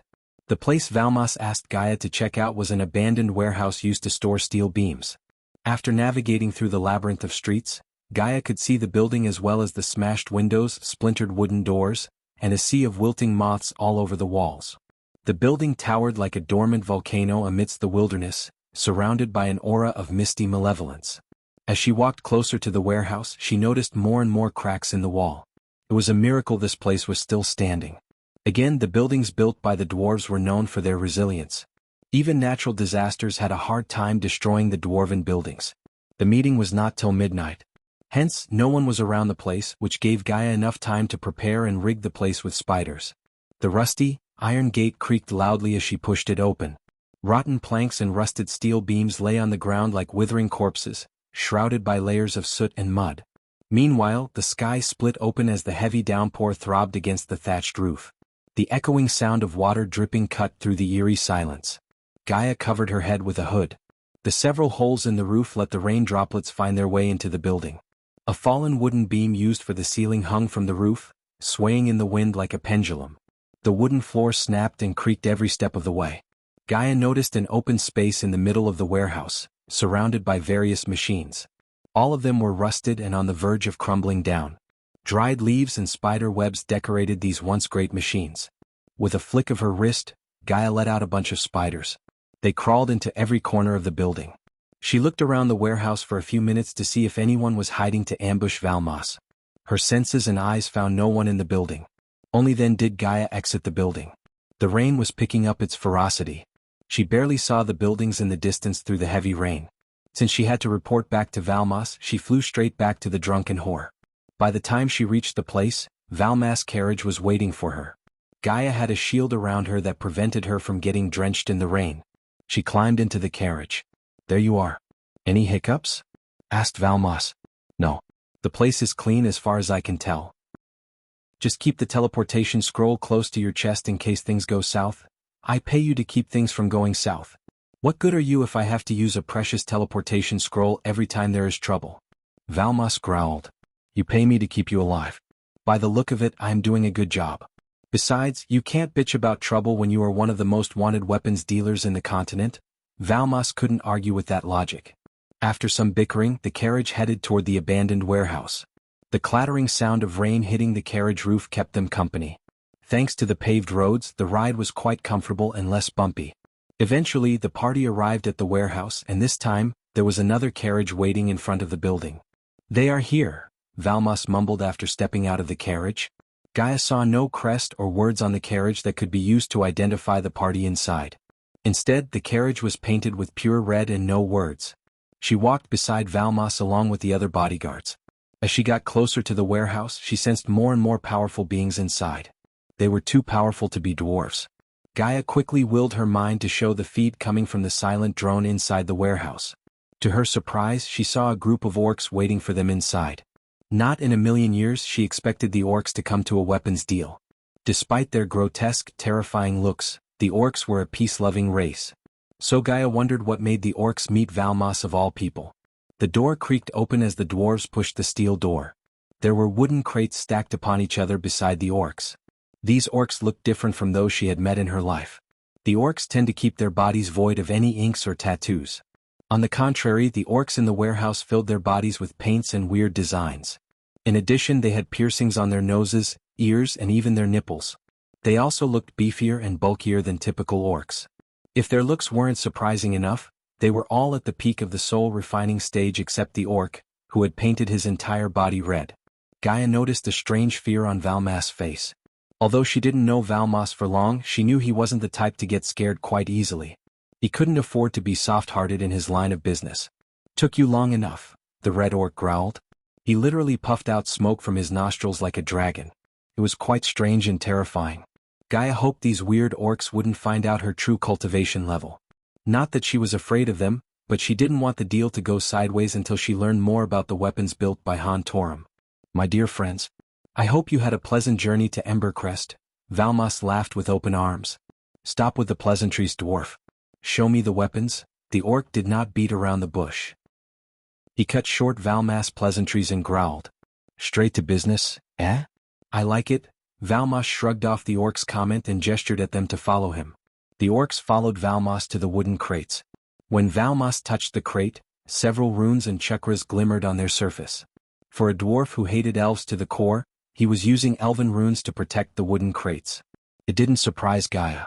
To a criminal like Valmas, his products and coins were more important than their race's beef with the elves. The wooden crate on top opened, revealing a bunch of handheld crossbows on top of the hay. These crossbows looked precisely the same as the crossbow Gaia saw on the blueprint. Now she was curious about these tiny crossbows. Judging by the look of them, she couldn't help wondering what they were capable of. "As promised, I present you the Death Kiss crossbows. You can change the name however you want after buying them," said Valmas.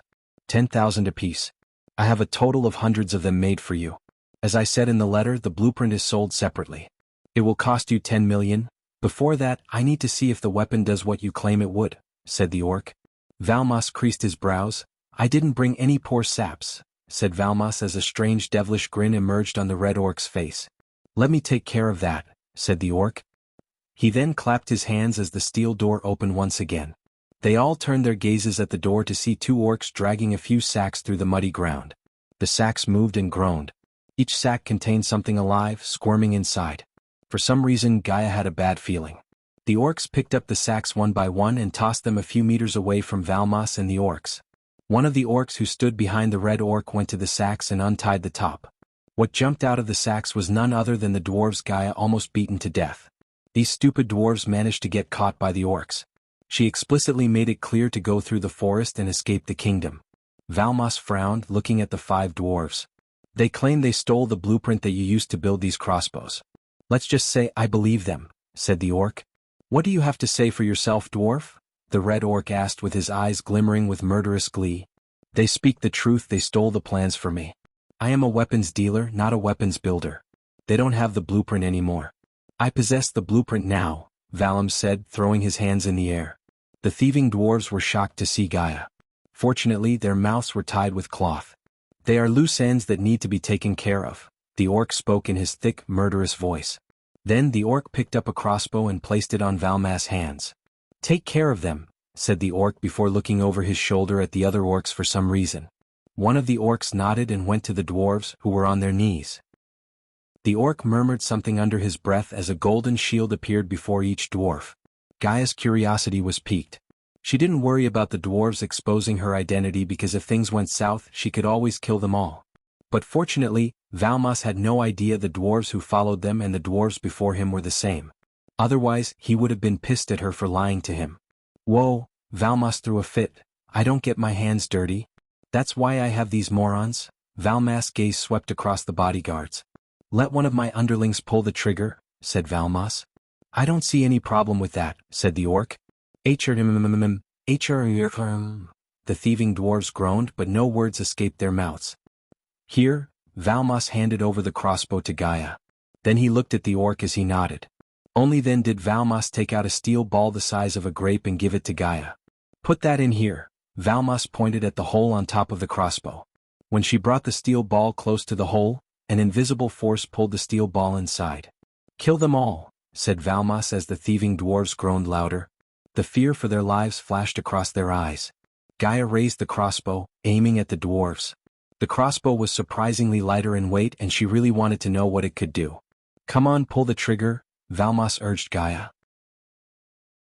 Chapter 808 Invitation to Han Torum Auction. Death Kiss crossbow was a masterfully crafted crossbow with a rare sample of willow. Its string was made from deluxe wolf sinew. The wolf sinew was a fairly rare material around these parts of the world. The crossbow's limbs had been decorated with ebony details and ended in long points ornamented with delicate decorations. The stock was wrapped in dark leather and decorated with sigil decorations. In the hands of a master archer such as Gaia herself, this crossbow was capable of firing arrows up to 200 meters while still retaining lethal power. The appearance of the crossbow suggested master craftsmanship. Whoever built the crossbow had to be at least a 4-star blacksmith. Gaia held the crossbow firmly in her hand as her index finger brushed the trigger. With a single pull of the trigger, Gaia could find out why the orcs were so interested in this crossbow. But pulling the trigger meant death for those stupid yet poor dwarves. She herself was curious to see what the crossbow was capable of. The dwarves cried, but no words escaped their mouths. They knew they were staring death in the face. At that moment they regretted coming out of the forest to steal from Valmas. Greed for gold coins blinded them. As a result, they were about to lose their lives. In her defense, Gaia did warn the dwarves of the danger and gave them a chance to escape. Still, the dwarves managed to get caught. That wasn't her fault. Even if she didn't want to kill the dwarves, sparing them would ruin her disguise and make enemies out of these strange orcs. Despite the orcs' spooky looks, Gaia didn't intend to make enemies out of them. Instead, she wanted to learn more to see if she could recruit them into their army. Furthermore, sparing the dwarves might ruin her chance to learn more about the weapons built by Han Torum, which she couldn't allow to happen. Therefore the dwarves had to die. Finally, Gaia pulled the trigger as the steel ball shot out of the crossbow and exploded midway into countless pellets. The crossbow surprisingly didn't have any recoil. Gaia didn't even feel like she fired a powerful steel ball until she saw the leader dwarf's head explode into a red mist. The blood splattered on the other dwarves as the air reeked of blood. The leader dwarf's headless body hit the ground with a sickening thud. Blood oozed out of his messed up neck. Headshot. Valmas shouted excitedly. Everyone was surprised, but what surprised Gaia was how the pellets completely ignored the energy shield. Did you see that? A headshot could kill a core formation warrior despite any defense shields, as I said, Valmas explained, grinning from ear to ear. But not everyone is as good as my sexy bodyguard here. Valmas threw a sly grin at Gaia. He wasn't moving, the red orc growled. He wasn't as impressed as Valmas. The red orc was not wrong. Anyone with a little bit of skill could hit a stationary target from a 5-meter distance. Even a blind man had the chance for a headshot in that short distance. Race another ball. Valmas threw another steel ball and gestured at Gaia to reload the crossbow. The orc threw a dubious look at the dwarf as he tapped the wooden crate. One crate contains all the ammunition you asked for. After reloading the crossbow, Gaia pointed it at another dwarf and pulled the trigger. She had already killed one, so it wasn't a big deal for her to end the others. One by one the dwarves lost their heads. Blood sprayed out from their neck as the orcs looked satisfied. Eventually, the golden shield before the dwarves faded away. The crossbow hooked up Gaia. She didn't use a bit of energy, yet she killed 4 body strengthening stages and 1 core formation warrior despite the energy shield. Now she realized why the orcs were interested in the crossbows. Although Gaia didn't believe these crossbows could do anything to anyone above core strengthening stage warriors, these crossbows could change the tide of war since most wars were fought by soldiers who were mainly at body strengthening stage. When 2 powerful cultivators fought, the Guardian Guild would interfere to broker peace or one of the Great 8 clans. On the contrary, when 2 kingdoms went into war and thousands of soldiers fought, the Guardian Guild ensured the battle was fought in a controlled environment. For instance, when the Duke of Flamefair waged war against Pentown and Icefair, the Guardian Guild did nothing. Gaia had already decided to bring the blueprint to Michael and mass-produce these crossbows. Knowing Michael and his talent for building powerful stuff, Gaia was confident he would make changes to the crossbow and build something extraordinary from the blueprint. After she killed all the dwarves, the red orc threw a silver ring at Valmas. The dwarf licked his lips, looking into the space ring. Wonderful, the dwarf clapped his hands together. He then took out a parchment worn out by the time and handed it over to the orc. The red orc opened the parchment, took a look at it and nodded at Valmas. Pleasure doing business with you. Now what about the thing I asked? Valmas kneaded his hands as though he was waiting for something from the orcs. The orc put his hand into the belt around his waist and pulled out a golden card with some letters embossed on it. This will get you inside. Remember, this is the invitation, and whoever holds it gets the right to participate in the auction, said the orc. Gaia glanced over Valmas' shoulder at the golden card. Although the words embossed on the card were nearly unreadable, she was able to make out the words Hantorum. Connecting the dots, Gaia realized she was one step closer to getting the weapons built by Hantorum. The red orc signaled his underlings to carry the wooden crates and follow him to the carriage outside. While the orcs were clearing out the crates, Valmas stared at the golden card in his hand with his eyes sparkling. Eventually, the orcs left the warehouse with the crates, leaving Valmas and his bodyguards behind. Gaia waited until the orcs were completely out of the area. Then she took a step forward, snatching the golden card from Valmas' hand. "Hy," the dwarf shouted. Gaia completely ignored him and read the words on the card. Place the Lily Hall. Time morning 8 on the 10th. Gaia read the words as the bodyguards tensed. What do you think you are doing? Valmas bellowed again. Sorry, Valmas. You should wait for the next auction. Gaia shrugged as Valmas' eyes glistened with anger and disbelief. Are you tired of living, bitch? The 2 dwarven bodyguards behind Valmas growled. Instead of answering the dwarves, she just closed her eyes as her silver armor faded away and the black Dark Queen armor replaced it. When the transformation finished, the dwarves took a step back. Valmas was terrified. As a weapons dealer, he was aware of everything that had been happening throughout the world. So naturally, he knew everything about the Dark Lord and his better half, the Dark Queen. The dark armor and the red flaming eyes were dead giveaways. The human bodyguard, on the other hand, collapsed to the ground in utter fear. Even in R, many humans were scared shitless of the Dark Lord. Especially those who migrated to R from Azair. The Dark Lord wants this, said Gaia in her demonic voice. She released her suppressed aura of a half-immortal. As soon as they felt the overwhelming power, they trembled before her. Valmas was speechless. He may not have been as afraid as the human bodyguard of his, but her half-immortal power left him no choice other than to hand over the invitation he had worked so hard for. He had to call in all the favors to meet the orcs and get the card to participate in the Hantorum auction. Every fiber in his dwarven body told him to unsheath his battle axe and chop her head off. However, he was not stupid enough to do so. Can I come with you as your +1? Valmas tried to negotiate with the Dark Queen. He couldn't let go of the golden opportunity to participate in the auction. You could, Gaia rubbed her chin as a smile merged on Valmas's face. But the next words that came out of her mouth froze his smile. "But you would be dead by then," said Gaia. She was nonchalant. Before they could react, a thick green smoke enveloped them. Immediately, the dwarves and the human bodyguard began to cough. Blood dribbled from every hole in their bodies. Their eyes widened as they turned jade. Soon their bodies began to melt down like wax statues in heat. One less weapons dealer for the world, Gaia snickered. No one would shed a single tear for Valmas. Instead, the world would be a better place without him.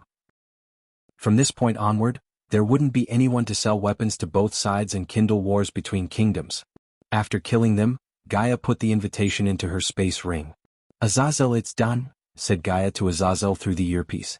"The Han Torum is going to sell their weapons in an auction. I think Noah or one of his underlings will participate and bid for the weapons. You may want to return to the castle and pick a dress for the occasion, my lady," said Azazel. Usually, Gaia hated wasting precious gold coins on expensive dresses like the other noble women. But this auction was something special.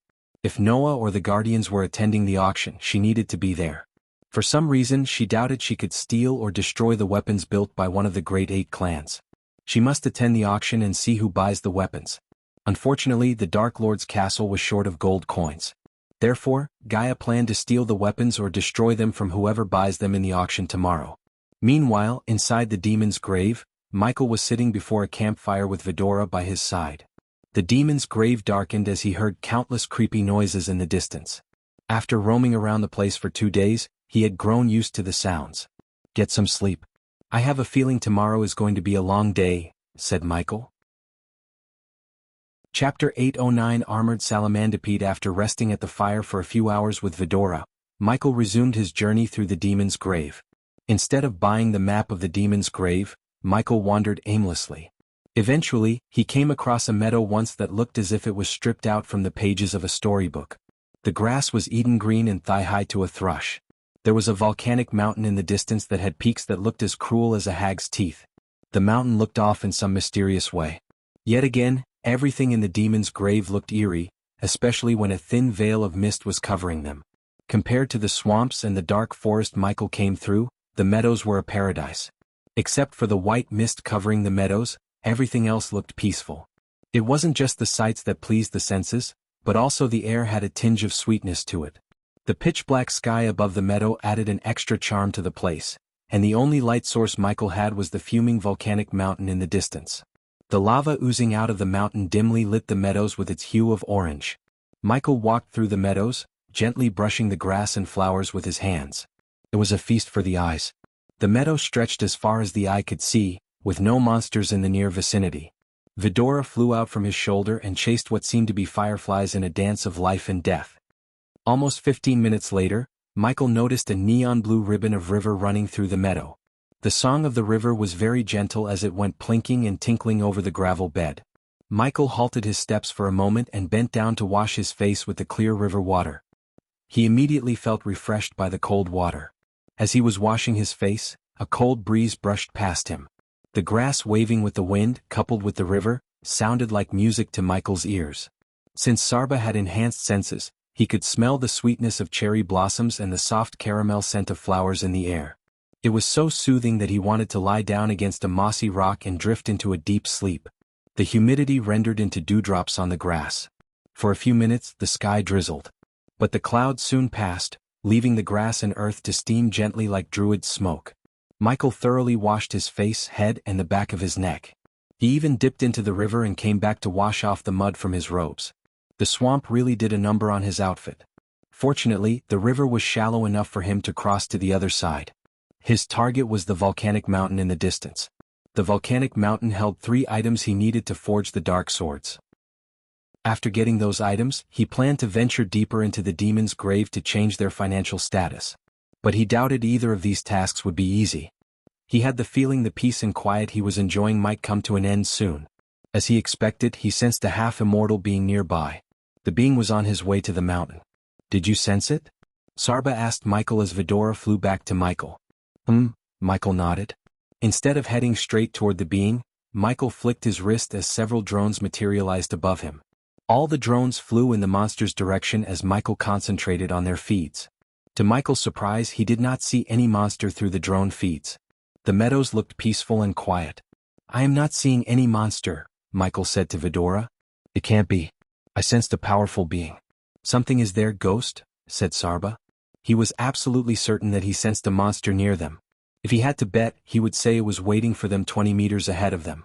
The howling wind breezed past Michael. He was not in a rush but strolled toward the monster. If he could fly, he might have flown around the monster instead of fighting. However, he decided to fight the monster because he wanted to challenge himself. Plus, slaying a half-immortal monster would give him millions of experience points. After Gaia killed the dwarves, Valmans and his bodyguards, Michael needed only 400,000 experience points to reach the next level. The closer he got to the monster, the shakier the ground felt. Michael halted his steps and looked at the meadows before him. At first look, the meadows looked no different than the rest.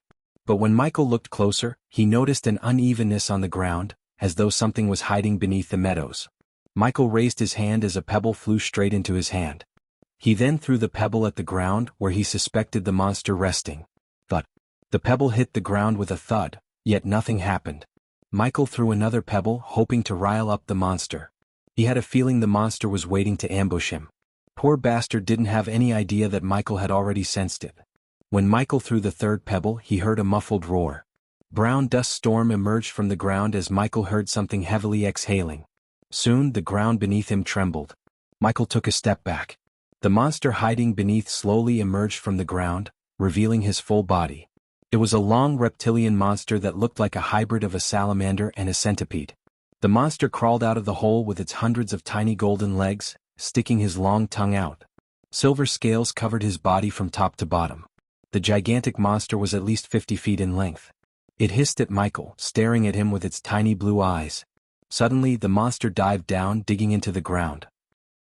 Michael immediately activated his X-ray eyes to locate the creature in the ground. The monster dug its way out of the place where Michael was a second ago before jumping away. The area suddenly grew darker as Michael cast the death range. Moreover, the cloud of darkness shrouded Michael's body, completing his Dark Lord form. The dark beams shot out of his eyes. To his surprise, the dark beams bounced off the shiny scales covering the monster. The dark beams didn't even put a dent in the monster's body. Someone else would have been shocked and felt discouraged, but Michael felt excited. As a blacksmith, he could do wonders with scales as strong as these. Since gravity restricted him from flying, Michael couldn't use aerial attacks. Hence, he cast the lightning dash to move around the monster. The monster's scales let out a dim jade light as it fired a blob of boiling hot poison toward Michael. He was lucky enough to dash away, but when the poison hit the ground, everything around it for a 1-meter radius turned into nothing but ash. The ground sizzled like hot oil. Meanwhile, the monster kept firing blobs of poison repeatedly. Despite its gigantic size, the monster was extremely agile and quick. If the poison was not enough to burn the meadows, Michael cast the ring of fire and fired waves of dark flames at the monster. The dark flames burnt everything to ashes on their way. Although the dark beams bounced off the monster's scales, the dark flames managed to burn the monster. It roared in pain. But it didn't suffer much damage as Michael wanted it to. Ignitia, Michael cast the spell as black lightning bolts shot out of his fingertips. The air was electrified with his lightning bolts. Vidora heard the crackling lightning bolts and the creature's roar and flew away from Michael and the monster. When a half-immortal and an immortal were fighting, it was not a good idea to be in their way. Saber saw the energy around them going haywire. As a result, dark clouds appeared out of nowhere above them, threatening them with a heavy downpour. Thunderclaps echoed through the demon's grave. The monster kept disappearing into the ground and jumping out to catch Michael off guard. Michael fought the monster with lightning bolts and dark flames. Suddenly, the monster sprayed poisonous liquid from its mouth. The poison immediately enveloped them, hindering Michael's sight. Fortunately, the Dark Lord armor had a mask he bought from the system and fitted with a filtering system he built inside. The mask filtered the poison ion in the air and gave him fresh air. Michael thought he had overcome the poisonous air with his mask. But he didn't expect the monster to light the poisonous cloud with sparks. When the monster opened its mouth, sparks flew out. The poisonous air exploded in the blink of an eye. The explosion sent Michael flying. Although the responsive shield and the cloud of darkness saved him, he wasn't completely unharmed by the explosion. His whole body was cut and bruised as well as had a couple of broken ribs. The explosion would have reduced a fusion stage cultivator if they were caught in one. It was powerful enough to hurt a god. Michael slowly picked himself up as the APD pumped a healing potion into his body. His poor armor was half burned and had countless holes and cuts. Michael wiped off the blood dribbling down his mouth. The monster hissed, crawling toward Michael without waiting for him to retaliate. "Why isn't he moving?" Ayag asked, looking at Michael standing still. The monster moved closer and closer to Michael. It opened its mouth wide to bite and swallow his body as a whole. The ground near Michael trembled as the monster moved closer to him. Still, he didn't even budge from where he was standing. The monster was just an arm-reaching distance from him. It raised its body, opening its mouth wide. Ayag almost closed her eyes when she saw the monster reach Michael. But to her shock, she heard a loud bang before the monster went flying away. The monster crashed down on the ground. Vidora was stunned. They all turned their gazes back to Michael to see the Doombringer emanating coldness in his hand. Only Kane saw the Doombringer appear in Michael's hand, and him swinging it with enough force to send the giant monster flying. Several scales on the monster's body tumbled down, leaving the monster's soft skin exposed. Chapter 8:10 Almighty Doombringer. After getting the ancient ice core from the Aqua Auction and Blacksmith trait, Michael infused the ancient ice core with the Doombringer. As a result, the Doombringer could summon frost and freeze its target upon hitting. Michael didn't let the monster stand up and attack him again. Instead, he threw the Doombringer, aiming for the monster's head. The warhammer soared through the air, leaving a cold trail in the air. The coldness emanating from the Doombringer caused the temperature to drop by several degrees. It hit the monster in the head as the scales covering its head cracked but didn't break down. Michael dashed at the monster using the lightning dash. The black lightning bolts crackled around his body. Even from afar, Sarba could sense the electricity in the air. On his way to the monster, Michael raised his hand in the air as the Doombringer flew straight back into his hand. Fighting against gravity with his sheer brute strength, Michael leaped into the air. Vidora was stunned to see how high Michael could jump in the air. Gravity pulled him down, increasing the force of his descent. Upon nearing the monster, Michael clenched the Doombringer's handle as bone-chilling ice covered the Doombringer from top to bottom. Michael brought down the warhammer on the monster's head while it was preparing to fire a poison blob at Michael. The collision produced a thunderous boom. Several scales on the monster's head cracked. They weren't frail by any means, but Michael was strong enough to crack them with his brute force. The monsters in the demon's grave defied all the typical rules of the world outside. Usually, a half-immortal would be no match for an immortal. However, inside the demon's grave, the monsters had traits and attribute to match the cultivation power of a higher being. For instance, the salamandipede was covered with silver scales that protected it from even the most powerful spells and attacks. If anyone else at the immortal stage fought the salamandipede, they would have been devoured by now. Its poison blobs were powerful enough to melt down an immortal to jelly. In other words, the monsters inside the demon's grave didn't need immortal killing weapons to kill half-immortals or immortals. Hence, why even the most powerful cultivators didn't dare to visit the demon's grave. Still, Michael fought the monster head-to-head without going all out. After receiving a blunt force trauma to its head, the monster roared. Emerald green poison splattered out its mouth. Although the monster lacked facial features, it looked very pissed off. The monster swung its long tail and hit Michael in midair. Fortunately, Michael clenched his fist at the right time to bring out his black shield. The sheer force of the monster's brute force sent Michael flying. While he was in the air, the monster fired blobs of poison at Michael.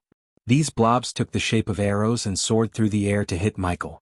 Once again, Michael raised his shield and shrouded himself with a cloud of darkness to protect himself from the poisonous arrows. The arrows splashed across the ground after hitting the black shield.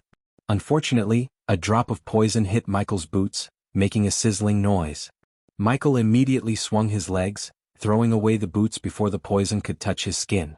"You owe me a pair of boots, mister," said Michael after landing on his bare feet on the ground. Michael stared at the monster with the Doombringer and black shield in each hand. He cracked his neck. On the other side, the monster hissed before digging down into the ground.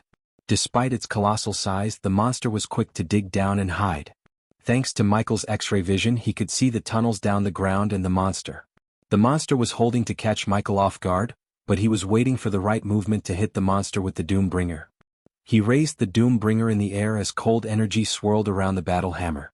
Even from afar, Vidora felt the bone-chilling coldness of the Doombringer.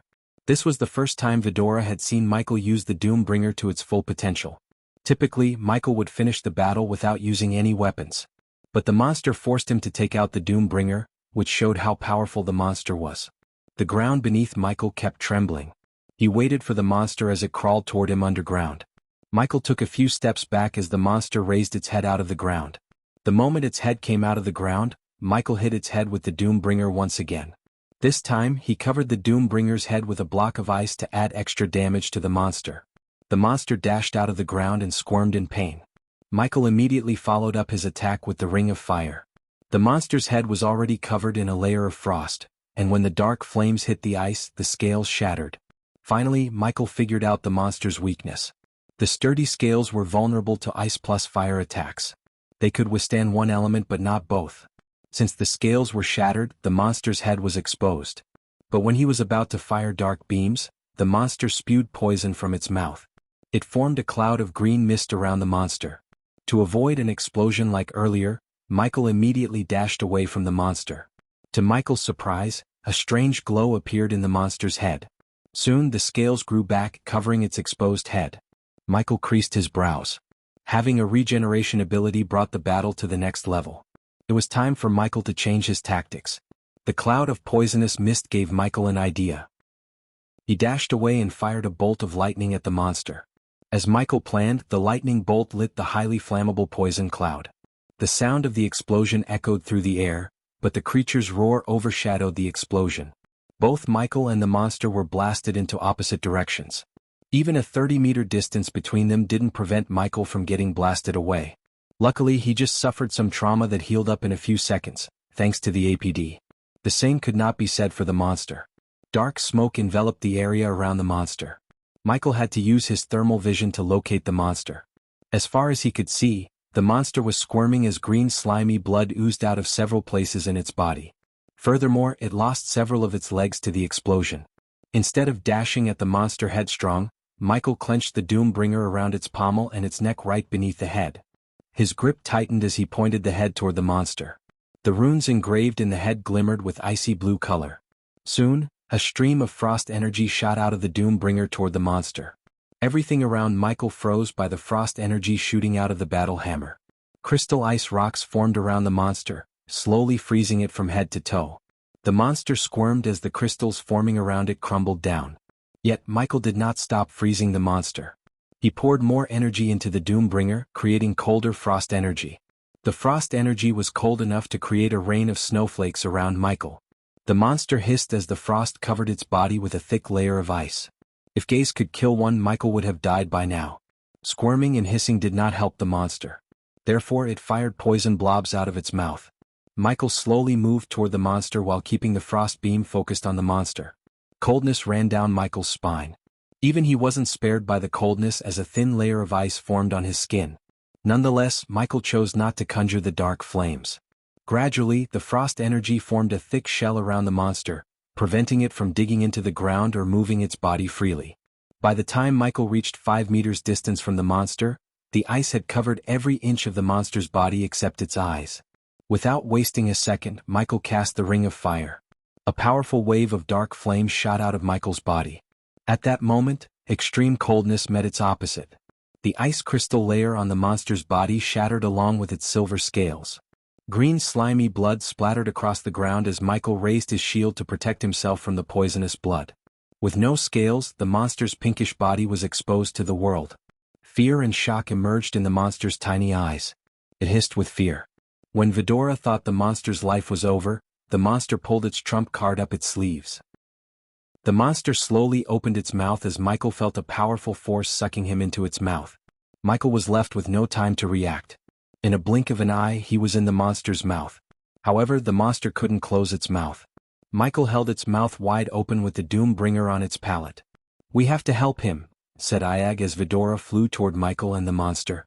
The monster frantically shook its head, trying to close its mouth and devour Michael. The light of life was slowly leaving away the monster's eyes. If one had to guess, one would say the monster had pulled a trick to kill both Michael and itself. Every bit of muscle in Michael's body tensed as veins bulged up on his face. As soon as Vidora reached the monster, they were surprised to see Michael smiling. No one in their right mind would smile stuck in a monster's mouth, but he did. Vidora was speechless. Judging by the smile on his face, they could tell he did not need their help. The monster, on the other hand, completely ignored Vidora and frantically shook its head left and right, hoping Michael would let go of the Doombringer in his hand. Occasionally missing content, please report errors in time.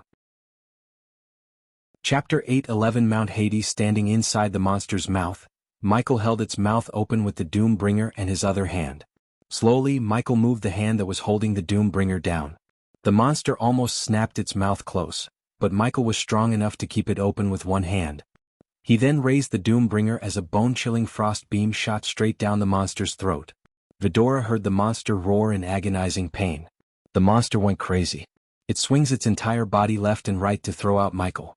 No matter how hard the monster tried to lose Michael and shoot him with a poison blob, it simply couldn't. Unlike the monster's outer body, its inside was soft tissue and flesh. The frost from the Doombringer crystallized the monster from within. If Michael wanted, he could send a stream of dark flames into the monster's throat and burn it from the inside. However, Michael had other plans for the monster. Instead of killing the monster, he froze the monster to the point it stopped struggling. He turned around before hitting the monster's palate with the Doombringer. The pointy end of the Doombringer hooked into the skin.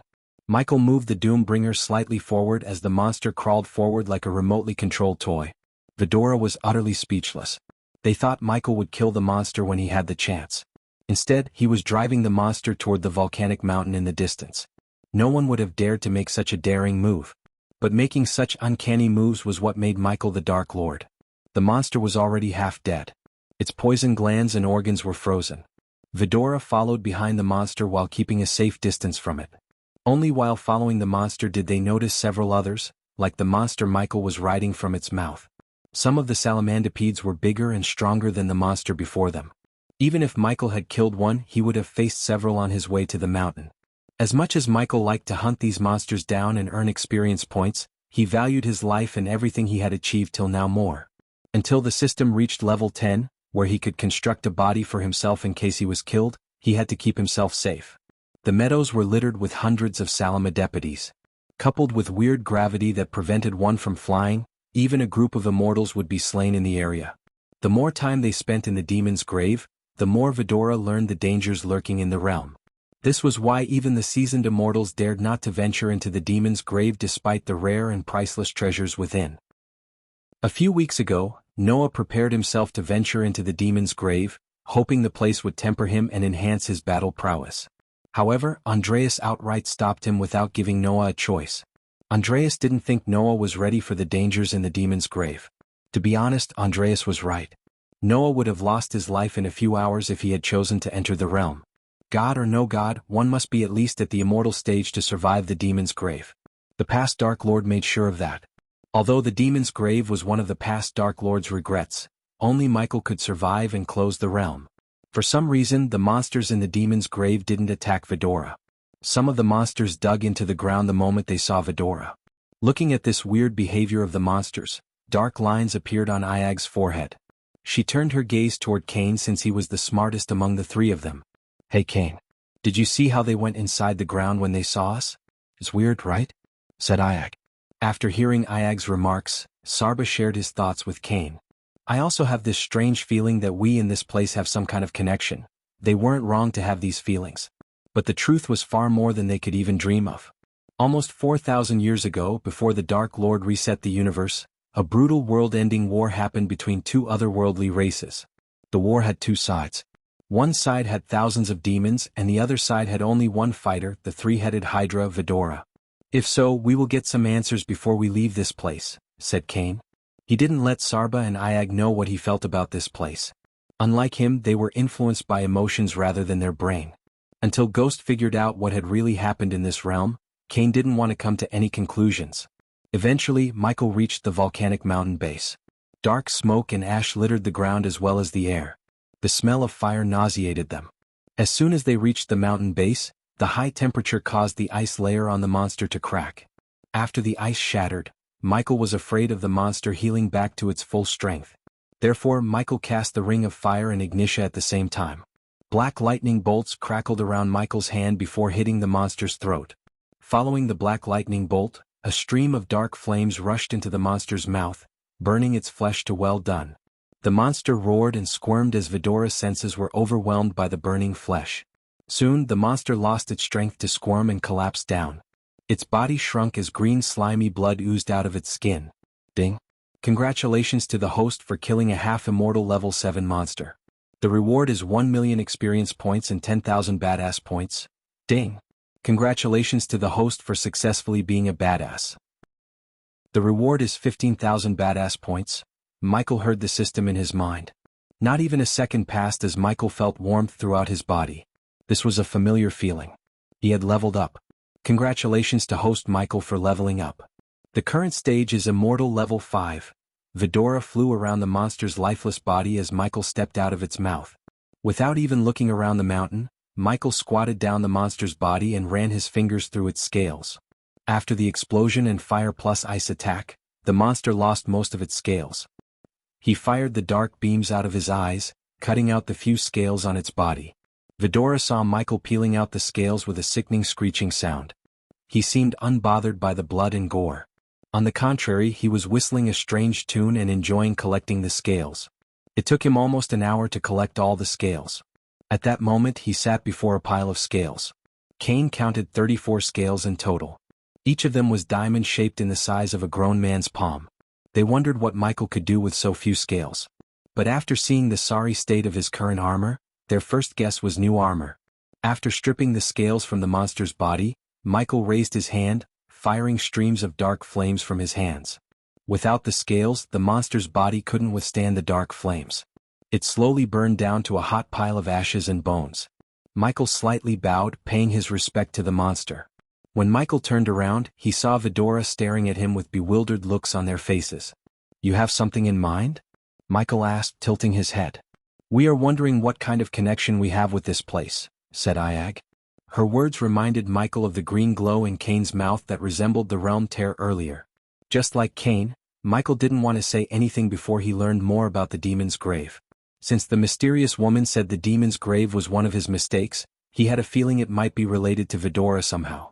But for the time being, Michael decided to stay silent on the matter. "I'd say let's explore the place more before making any assumptions," said Michael. Iag heaved a heavy sigh and nodded. Finally, Michael turned his focus to the giant mountain before him. It looked bigger and mightier and close. Once again, Michael tried to ascend into the air but ultimately failed due to gravity. The required items needed to forge the dark swords are inside the mountain. It seems like the host has to climb the mountain. "I hope you are good at it," the system said. Weirdly, the system sounded amused by his conundrum. The volcanic mountain was none like Michael had ever seen in his life. Its ashen cone would grow hot and, with a great surging and throbbing, pour forth rivers of molten rock from chasms in its sides. Some flowed blazing down great channels. Some winded their way into the stony plain until they cooled and lay like twisted dragon shapes vomited from the tormented earth. The heat emanated from the molten lava was enough to burn a core formation warrior to dust. Vidora lifted their heavy heads as the mountain filled all their sight, looming vast before them. The growling mountain sounded like a hungry beast waiting to devour everything with its molten lava. Its cone-shaped top reached for the sky, shrouded in a huge mass of ash and sparks of fire. Just looking at the mountain hurt Michael's neck. He sighed, thinking of climbing the mountain through the oozing lava and uneven terrain. He was a hitman, not a mountain climber. Although he had training climbing walls and mountains, this fuming chimney of a mountain was not an ordinary one that anyone could climb. At least he had Mark III grappling hook to help him climb. After taking a long deep breath, Michael walked toward the mountain. He grabbed the edges and started to climb up. "Are you sure about this?" Kane asked Michael. "Don't look down. It might help," said Sarba with a worried face. "Relax. I got this," said Michael. While Michael was climbing up, a sense of déjà vu hit him. He felt like he had climbed the mountain before. But he ignored all the doubts and focused on the task at hand. Chapter 8:12 Life with no regrets. Michael grabbed the edges and slowly climbed up the mountain, with Vidora giving him moral support from the air. Some rocks were wet and slippery while some were rough and easy to hold onto.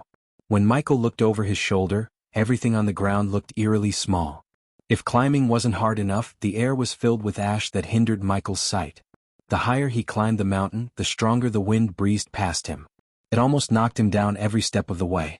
After climbing for almost 5 hours, Michael's hands went numb. Michael willed the APD to pump him with a healing potion. Another hour passed as Michael climbed quite higher and finally saw a rock formation sticking out of the mountain large enough for him to sit down. Careful. Suddenly, Michael's hand slipped as he hung on the edge with one hand. Vidora flew closer to Michael. If it weren't for gravity, Vidora would have tried to fly to the top carrying him with their claws. Gravity in the demon's grave defied the usual physical laws. It didn't affect Michael when he was climbing. Instead, it only affected him when he tried to fly. Cain was afraid that if they tried to carry him to the top, gravity would pull them both down to the ground. At that time, all of Michael's hard world would go down the drain. Arg! Michael growled as he slowly adjusted his grip and climbed higher. Finally, after great effort, Michael reached the platform.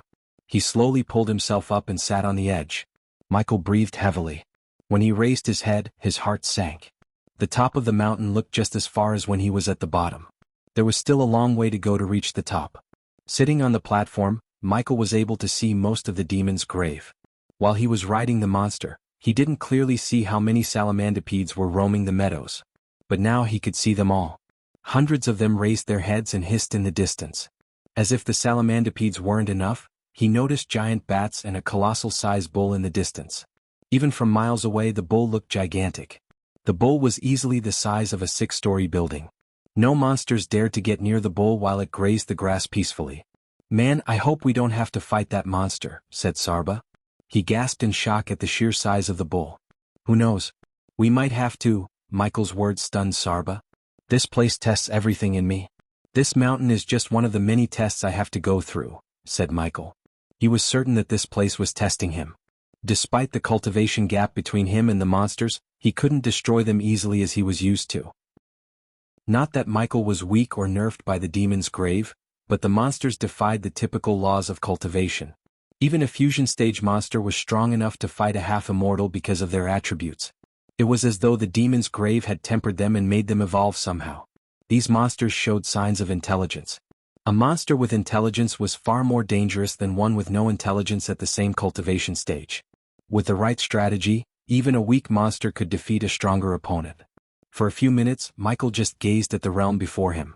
He collected his thoughts, calming his mind and soul. Eventually, Michael resumed climbing up the mountain with Vidora flying beside him. "Grab here. This rock looks strong." Vidora flew ahead of Michael and found sturdy rocks and edges for Michael to hold onto.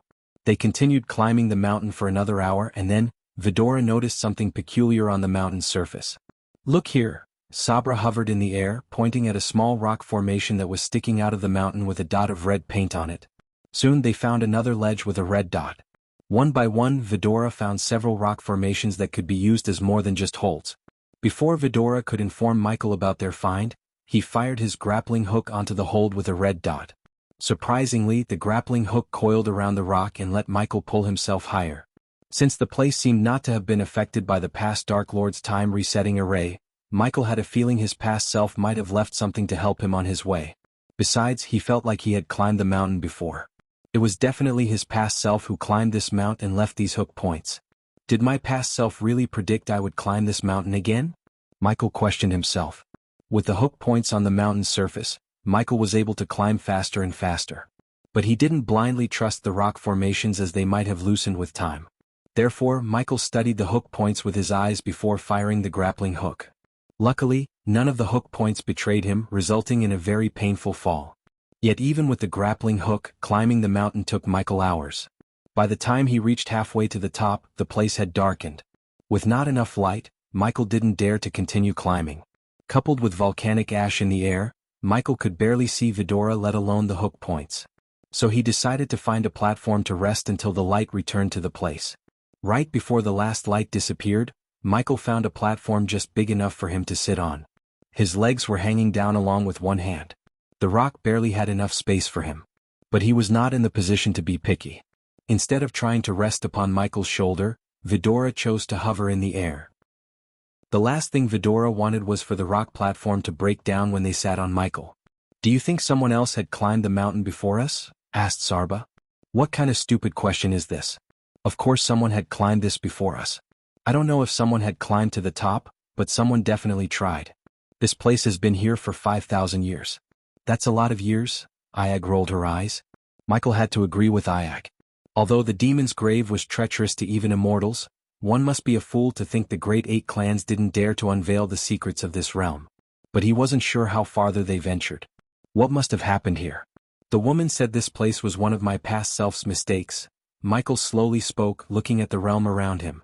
Through the volcanic ash, he saw silhouettes of mountain chains, the bull in the distance, and even a flat land that resembled a lake. He could only imagine the terrors lurking in these places. Suddenly the mountain trembled. Michael almost bolted to his feet. But the tremor soon stopped. It felt like the volcano inside the mountain was raging to erupt. Gradually, the tremor died down as the mountain returned to its peaceful state. People are gonna freak out when they hear we entered the demon's grave and survived, said Sarba. Imagine what the Guardians would think. They are going to spin some story and make us the village of it. Ayag rolled her eyes. Vidora used to not care about what was happening in the world after they heard their kind was wiped out from the universe.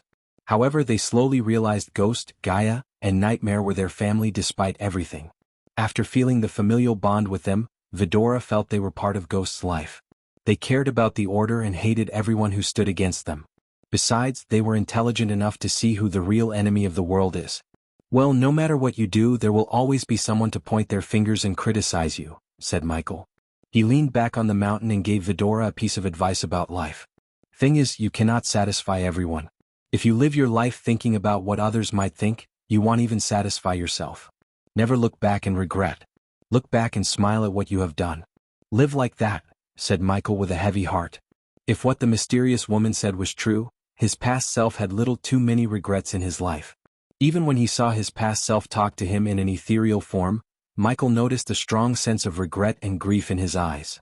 The past Dark Lord might have fooled the world but not Michael. After all, his past self was him. Michael wanted Vidora to have no regrets in their lives. Why are you suddenly being so gloomy? Asked Sarba as Michael smiled, hiding his emotions well.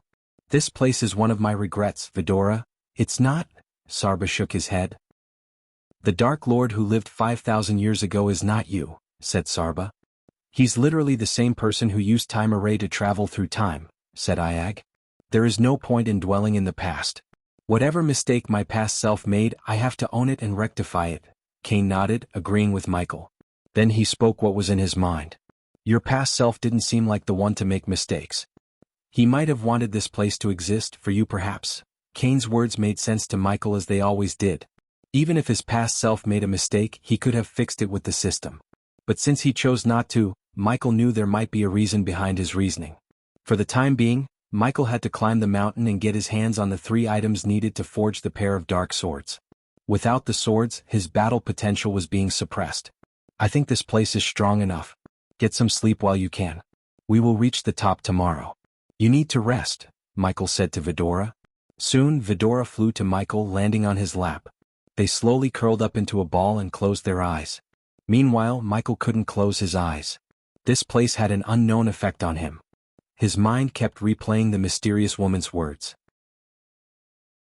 Chapter 8:13 Birth of the Dark Swords. The morning in the demon's grave was gloomy as ever. A tinge of light lit the horizon that looked like a red canvas. With newly found vigor, the monsters roared. Molten lava flowed out from the top, lighting the mountain with its golden light. Coupled with the morning light, the realm looked brighter than earlier. In the distance, the bats littered the red sky. Strangely, more and more bats appeared on the horizon for some reason. On the other hand, Michael and Vidora resumed their journey toward the top. The higher Michael climbed, the fewer hook points he came across. He hoped to reach the top using only the grappling hook. But on the contrary, he had to use his hands to climb more than the grappling hook. Without looking down, Michael climbed up the mountain. His entire body was drenched in sweat. Careful, Sarba warned Michael. Despite the dry air and the heat, the mountain surface looked slimy for some reason. Grabbing the holds turned out to be a pain because of the slimy surface. Still, Michael carefully held onto the edges and moved up on the mountain. He didn't rush climbing up. Instead, he took every step with caution. Several hours passed in a blink of an eye. He had to use healing potions to keep his hands and legs from going numb. Almost 10 hours later, the top of the mountain became close to Michael. With a final use of his grappling hook, Michael climbed up to the top. After lifting his body to the top, Michael just collapsed to the ground and breathed heavily. Michael's chest rose and fell at regular intervals. Meanwhile, Vidora flew away from Michael and saw a giant hole filled with molten lava. The mountain was like a giant well, except it had lava instead of water. Just looking down into the hole made Sarba's head spin. They quickly flew back to Michael and landed on his chest. Just as they were about to ask Michael to stand up, the mountain rumbled. Soon, the lava erupted for a moment, throwing a splash of lava outside. Michael immediately kicked up to his feet. Molten lava glistened on the ground like a gooey orange cake.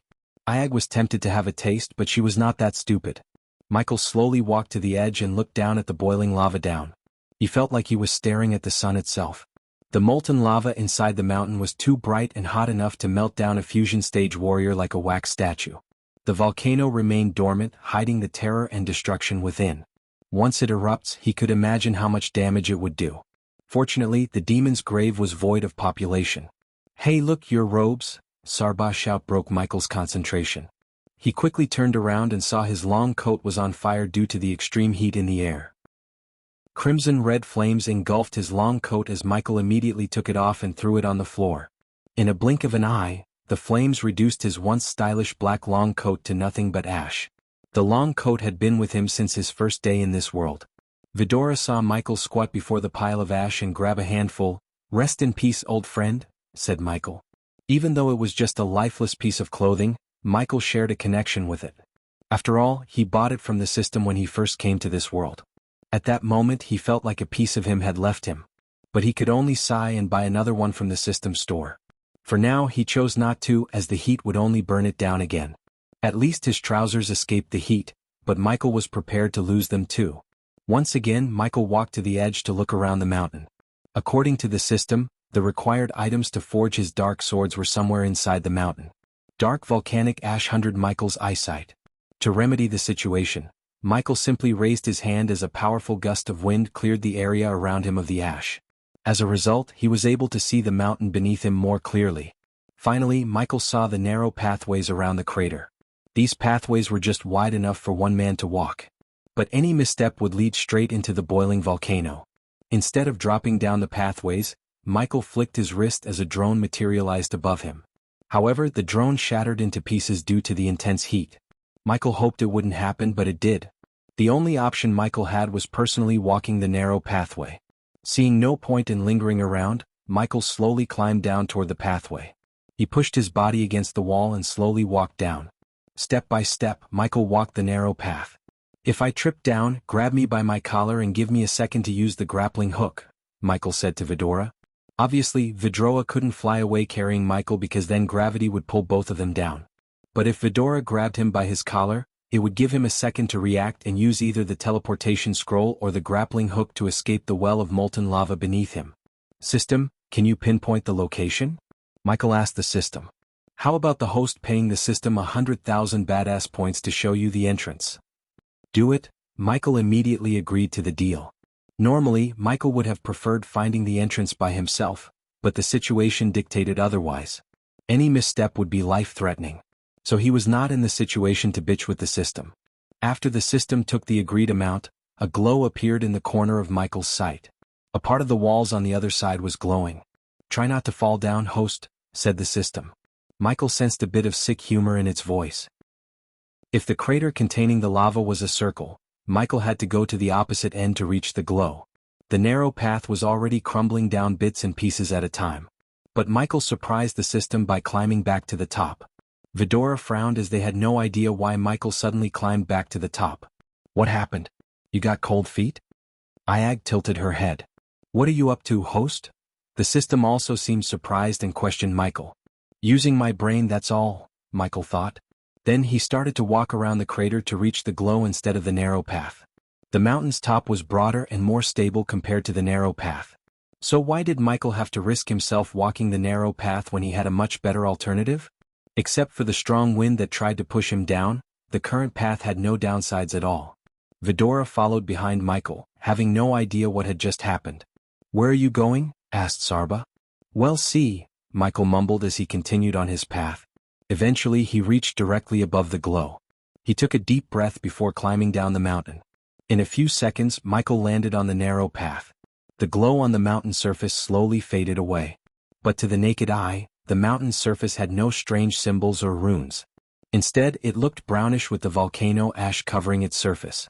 Michael ran his fingers through the surface, trying to see if there was something engraved in it. Yet he found nothing. It must be somewhere here, Michael said to himself. Then he activated his X-ray vision. As soon as his eyes turned blue, he saw a dark square on the surface. Michael placed his palm on the dark square. Suddenly, a bolt of electricity ran down his spine through his hand. Sarba sensed the sudden spike in energy around them. Before he could question Michael, the mountain surface trembled. To Vidora's surprise, the mountain's surface slowly creaked open like a secret door, revealing a dark corridor leading up somewhere. Michael took a deep breath before walking into the dark corridor with Vidora following him behind. After they took several steps into the corridor, the door closed behind them. Everything turned pitch black. "Do you smell that?" asked Sarba, sniffing the air. "What?" "The air, it smells like oil," said Sarba. He is right, Michael agreed with Sarba. In addition to oil, he could also smell a tinge of metal smell in the air. To light their path ahead, Michael conjured a ball of crimson-red flames. The flames dimly lit the dark place as Michael walked through the corridor. For a while, nothing came across his path. Even Vidora didn't utter a word. Hence, silence took over them. Seconds slowly turned minutes, and each minute felt like an eternity. As much as Michael loved peace and quiet, he wanted something to happen. Otherwise, he was afraid of being bored to death. As though the universe had listened to his plea, the corridor opened up to a spacious hall. Michael halted his steps in utter shock. A brightly lit hall with various iron tools and tables welcomed him. The light was coming from the lava oozing down the walls into the giant braziers. Everywhere Michael turned, he saw iron hammers, tools, and a giant anvil in the center. On the hall's corner was a furnace big enough to be called a room. In addition, there was also a complex system of pipes running across the ceiling, and a few metal tubes connected to the system hung down, swaying in the hot air. "A forge," Michael mumbled under his breath. "If the host is willing to buy the special dark or in hilt, you can start forging the pair of dark swords in this very forge." The system sounded in his head. Hearing its words, the blacksmith living in Michael became excited. To be honest, he thought he would find a few special items. But he was completely caught off guard by the forge before him. The previous Dark Lord forged his swords in this very forge. And now, Michael was about to forge something better. Chapter 8:14 Birth of the Dark Swords 2 Michael stepped into the forge as the hall brightened. The forge welcomed its master by providing more light and heat to the hall. Without a doubt, the place looked ancient. Everything in the forge was covered in thick ash, and some of the little tools were rusted to the point there was no chance of restoring them. Michael looked for something that might give him a clue or two about the forge's origins. While looking around the room, a large anvil drew his attention to the center of the forge. As a 5-star blacksmith, he could tell a gorgeous anvil when he saw one. He ran his fingers through the anvil, wiping off the dust on its surface. Excitement coursed through his veins as he saw the vise, a beautifully crafted piece of contraption used to hold objects securely while they were worked on.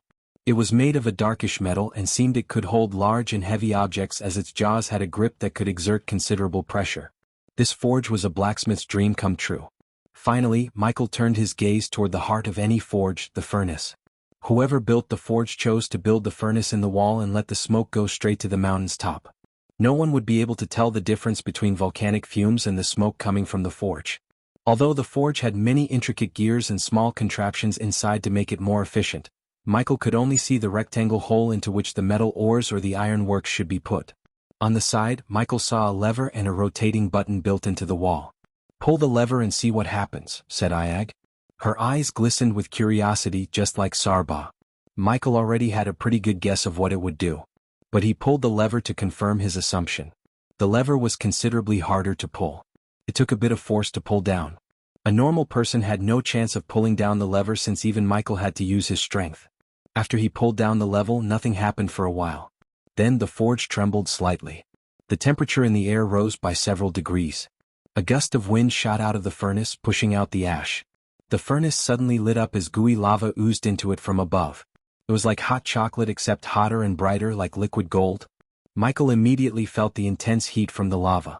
On the other hand, the rotating button had an arrow pointing up. He rotated the button anti-clockwise, expecting it would somehow reduce the heat. An oven, that was what this furnace reminded him of. After rotating the button, a strong gust of wind mixed with cold air sprayed onto the lava. Gradually the lava lost its heat and became bearable. "I wonder where that cold air is coming from," Kane frowned. Michael had the same question until he used his thermal vision and found the source of the cold air. His X-ray vision vaguely showed something familiar to Michael, an ancient ice core. Makes sense, Michael mumbled under his breath. What is? Asked Sarba. You asked how the cold air is produced. It's coming from the ancient ice core built within the furnace, said Michael. Congratulations to the host for finding 3 out of 5 requirements to forge the dark swords. The system's notification inside a golden tab blocked his vision. He was confused for a moment, but after looking around the forge, he realized the meaning of the system's words. So the 3 requirements were anvil, vice, and this furnace? Michael asked the system. The system didn't answer. But its silence spoke volumes. Now that he had a forge, he only needed the ore and the hilt to forge the dark swords. The dark ore and the hilt will cost the host 1 million badass points. The host is 400,000 badass points short of 1 million. The system suggests the host get a loan for 600,000 badass points. Michael sighed inside after hearing the system's words. Most of his badass points went back to the system when he bought the blueprint for the torpedo and dark swords. Luckily, his journey into the demon's grave awarded him enough badass points to reach 600,000 badass points. Still, he needed 400,000 to buy the ore and hilt for the dark swords. How much do I have to pay you back after the loan? Asked Michael. 700,000 badass points. As much as Michael hated loans, he had to take one from the system. Having a pair of swords that could withstand the dark flames would give him an overwhelming advantage in any battle. His excitement overshadowed his hesitation about taking a loan. I agree, said Michael as the system immediately gave him an additional 600,000 badass points. For a moment he had 1,300,000 badass points. This amount was short-lived as the system took 1 million points for the ore and the hilt. A second later, 2 bars of dark metal materialized on the table before Michael. The hilt will be given to the host at the last steps of forging the dark swords, said the system. Vidora was surprised by the sudden appearance of dark metal bars. They quickly landed beside the metal bars and studied the 2 bars. These bars were as dark as midnight. They were smooth and heavier than they looked. Vidora couldn't even move the bars an inch. This is heavy, Ayag growled, trying to move the bar with her head. Michael grabbed one bar and lifted it up. You are right, Michael agreed with Ayag. The metal bar was damn heavy as it made his biceps bulge up. Although the metal bar was the size of a standard smartphone, it weighed at least 200 kilograms. Michael couldn't help wondering how heavy his swords would be. He hoped they wouldn't be as heavy as the metal bars. With the metal bar in his hand, Michael looked around. He noticed a cauldron near the furnace. Vidora flew to the cauldron and carried it to Michael in their claws. Let's begin. Michael removed his black arm cut and threw it to the side. It restricted his movements. Then Michael placed the 2 metal bars into the cauldron. After he placed the 2 metal bars into the cauldron, it became too heavy for Vidora to carry. Hence, Michael carried the cauldron to the furnace and hung it above the hot lava. When he hung the cauldron, he noticed a pipe hanging directly above the cauldron. He followed the pipe to the table in the center. Strange enough, there was another pipe hanging with its end open. Hey Ghost, look. There's a symbol engraved in here. Sarba raised his voice, hovering beside the dark metal pipe. Michael came to take a closer look at the pipe. As Sarba said, there was a tiny symbol engraved in the pipe. He could make out a shape like D in flames. Dark flames? Michael questioned himself as he conjured the dark flames. The temperature in the forge rose by several degrees as soon as the dark flames appeared. Michael pushed the dark flames into the metal pipe. To his surprise, the metal pipe hanging above the cauldron released a purple flame into the cauldron. Somehow, the ancient ice core tempered the dark flames and released purplish flames on the other end. This purple flame wasn't as hot and violent as the dark flames, but it still had the characteristics of the dark flames. The purple flames heated the cauldron in a blink of an eye. Soon, the cauldron turned dim orange on the edges. But when Michael stopped sending dark flames into the pipe, the purple flames stopped at the other end. Michael didn't think he would need to send dark flames to melt all the metals. The hot lava was hot enough to achieve that feat. However, the dark metal required dark flames. Having no other option, Michael sent a stream of dark flames into the metal pipes. Several runes in the metal pipe lit up, protecting them from melting down under the dark flames' intense heat. Several hours passed by in a blink of an eye. When Vidora flew closer to the cauldron, they saw the dark metal bars finally melting down. Surprisingly, tiny crimson-red lightning bolts crackled around the cauldron. They formed from gooey dark metal. Everything around the cauldron darkened as the forge trembled. Michael ignored the tremor and continued to send dark flames into the pipe. As a blacksmith, he knew when to stop sending the dark flames and let the metal cool off for a while. The forging of dark swords was very different from typical sword forging. Almost an hour later, Michael moved away from the metal pipe. Then he searched for a metal block and found one buried deep under all the rusted tools and metal works. He carried the block of metal on his shoulder and put it on the table with a loud thud. Due to the forge's heat, Michael was sweating bullets. But he enjoyed himself working as a blacksmith. The metal block was a long rectangle with 3 meters long and a meter wide. In addition, it was at least 10 inches thick. Under Vidora's curious gaze, Michael fired dark beams out of his eyes and created a sword-shaped hollow in the metal block. The shape was neither too long nor too short. After the metal bars melted, he would have to pour the liquid metal into the shape and harden the metal. Since he was about to forge 2 swords, Michael found another metal block and repeated the process, except the second sword was just a few inches longer than the first. As Michael was preparing everything to forge his new swords, the braziers around him flickered. Michael put down the tongs and looked around the place. For some reason, the flames above the braziers dimmed out. Then Michael felt everything go dead silent. To Michael's surprise, a holographic image of himself appeared right above the table he was working on. "Welcome to our forge," said the Dark Lord. Chapter 8:15. Birth of the Dark Swords 3. The sudden appearance of the past Dark Lord surprised Michael. But deep down he expected the Dark Lord to leave a holographic recording of himself. The moment Michael stepped into the forge, he felt like he owned this place. For a few seconds the Dark Lord's image flickered in the air. The device he left had been lying dormant for thousands of years. It was a miracle the device was still in working condition. "I knew you would find the forge. Listen carefully. By the time of this recording, I don't know how long this message will last or when you will reach the place," said the Dark Lord. He talked to Michael with his hands behind his back. Unlike earlier, the Dark Lord looked relieved and even had a smile on his face. "I have made some mistakes. That's what makes me human. But soon, everything would go back to normal. I hope you have found some of the armor pieces I left behind. Find them all and forge yourself a new one. Trust me, you will need it soon. I know you will feel frustrated by all the cryptic messages. To be honest, I do too. But this time array and time travel are not as simple as we think. Even now, I can't tell you my whole story as much as I want to. Our friend strictly ordered me not to." The Dark Lord emphasized the words "our friend." Michael had a feeling he was talking about the system. Since the system itself ordered him not to reveal his story, Michael couldn't blame the past Dark Lord. The Dark Lord smiled. Michael was pleased to see his past self smile. "This forge is my gift to you along with my hammer. You need it to forge powerful weapons and armor. If my guess is right, you might be in a financial mess and that's why you are here in the first place. When this recording is over, you will receive something that will open up a portal directly to this forge. But you must build a powerful portal in your castle first if you hadn't already." The Dark Lord paused for a moment and looked around as though he was searching for something. Meanwhile, Michael was delighted to hear he could travel to the demon's grave and to the forge from his castle. It seemed like his past self was more powerful and resourceful than he initially thought. Which made Michael wonder more about what the hell happened that pushed him to reset the entire universe. He had a feeling it was connected to Gaia but didn't know the whole story behind the past Dark Lord's reasoning. Where the hell did it go? The past Dark Lord searched for something frantically. A few seconds later he turned his focus back to Michael. "The monsters you fought on your way here, they were modified by an asshole to fight me. Of course I could kill them with a snap, but I don't think it would be true for you. So tread carefully. And keep Vidora out of trouble. I really miss the time when they were tiny and cute." The grown-up Vidora.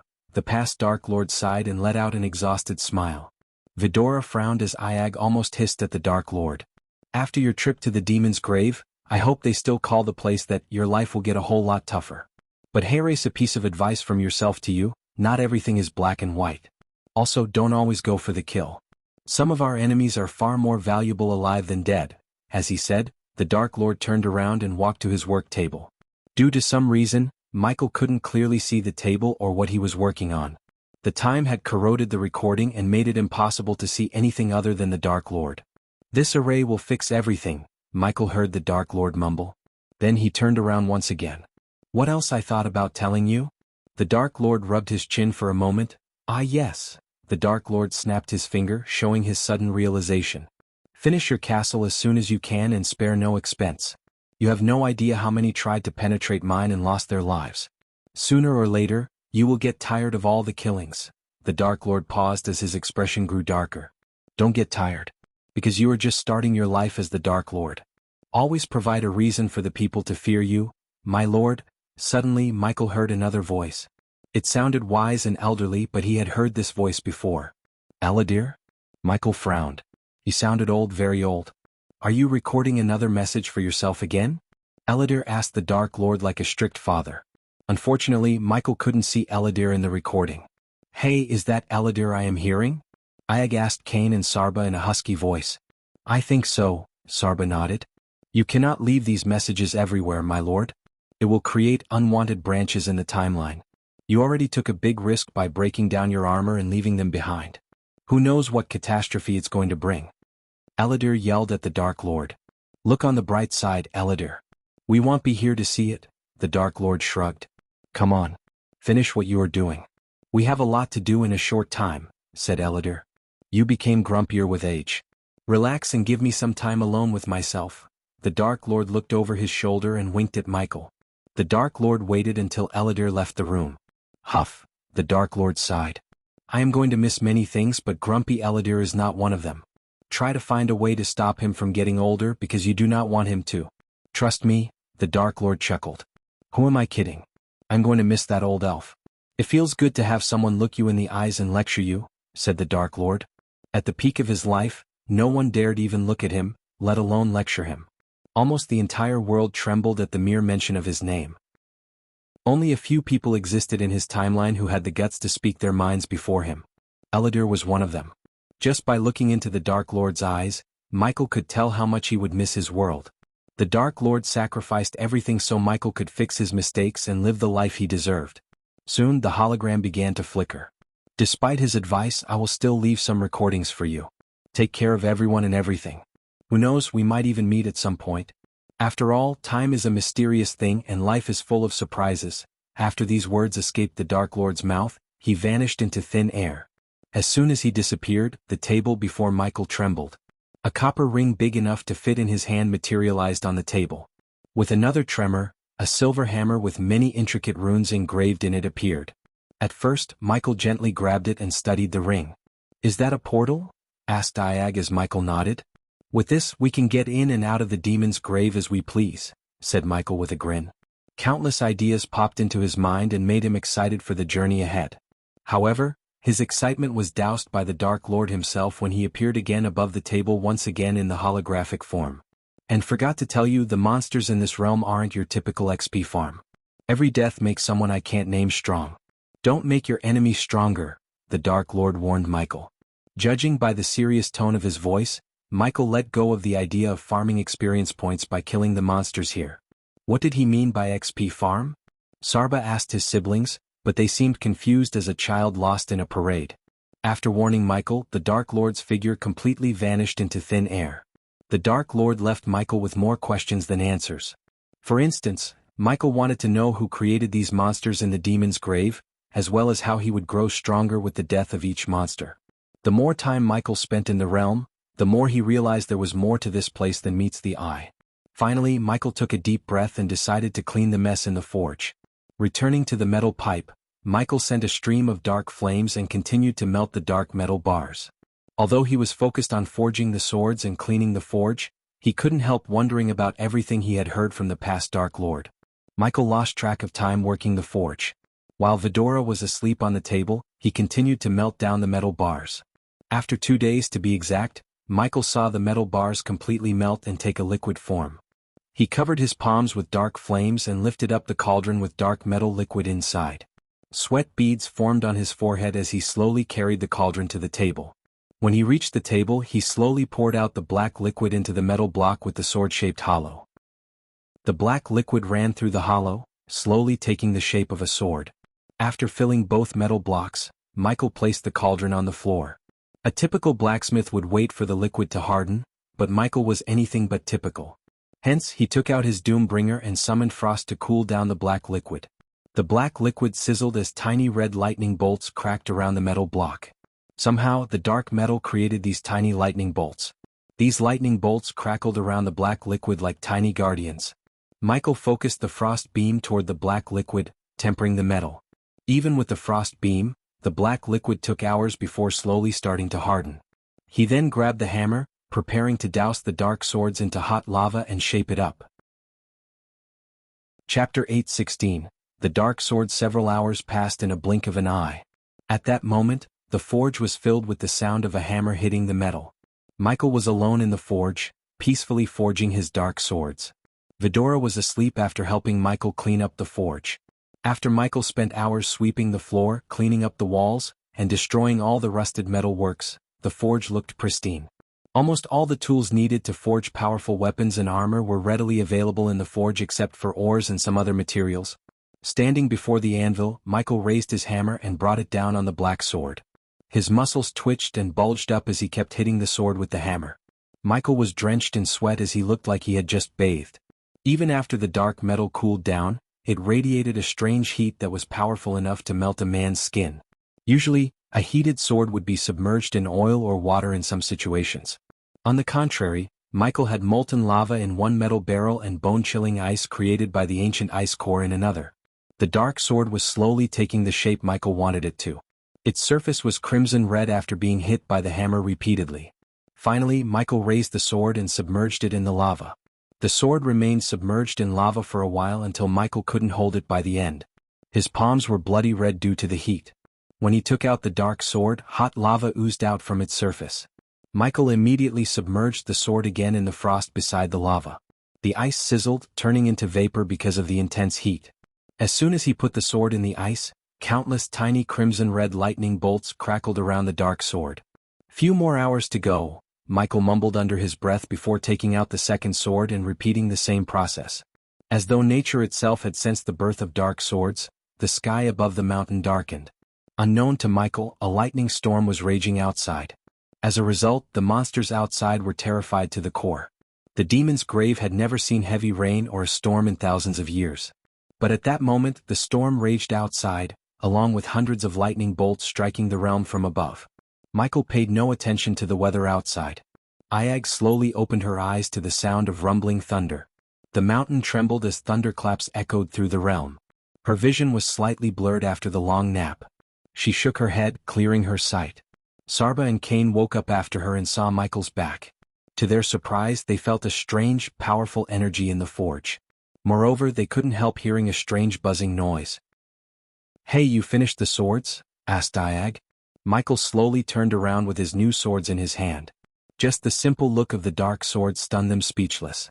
The blade was as dark as midnight, with tiny crimson-red lightning bolts dancing around from the tip to the hilt. Light coming from the braziers was reflected on the blade's surface. In the faint light, Vidora noticed the complex engravings and runes, but they were almost unnoticeable to the naked eye. Any oblivious man could tell how exceptional the swords were. Michael gave the blade a matte black finish and designed the hilt like a dragon coiling around the sword. Unlike any other swords in the world, the dark swords were exceptionally heavy. Each sword weighed at least 50 kilograms and required immense raw power to swing around. But despite their weight, the swords were perfectly balanced. The swords were black from top to bottom except for the hilt, where the dragons had a tinge of redness, and their eyes glimmered icy blue due to the use of an ancient ice core. If the swords were not dashing enough, the lightning bolts crackling around the blade added an extra layer of beauty to them. "Let us see how sharp they are," Iag asked curiously as Michael turned his gaze to the barrel with hot lava inside. He swung the dark sword across the barrel. When he swung the sword, the crackling noise sounded louder. Then nothing happened for a second. Iag frowned, but soon half of the metal barrel slid down from its lower half. Michael felt no resistance from the metal barrel. To be honest, he didn't even feel cutting the metal barrel. The dark sword went through the metal barrel like a hot knife through very soft butter. Wow, even Cain was surprised by the dark swords. "Just need to put a summoning rune on them when we return home," said Michael, swinging the swords in the air. Michael finally put the dark swords into the sheaths on his back. They formed an X on his back. This way he could unsheath them faster than from the sheaths hanging on his waists. Plus it would look cooler. With his dark swords finished, he could finally venture deep into the realm. He threw a final look at the forge and prepared to leave the place. "What do you say we take these babies for a trial run?" asked Michael as Vidroa bobbed their heads up and down enthusiastically. Michael exited the forge through the corridor he came in the first place. Eventually he reached the mountaintop and stood on the edge, looking at the realm before him. The sky was alive as heavy rain crashed furiously to the ground. Ancient trees in the distance toppled, lightning shattered the sky, and thunder shook the ground. Rain began to pour furiously, and monstrous tornadoes littered the realm.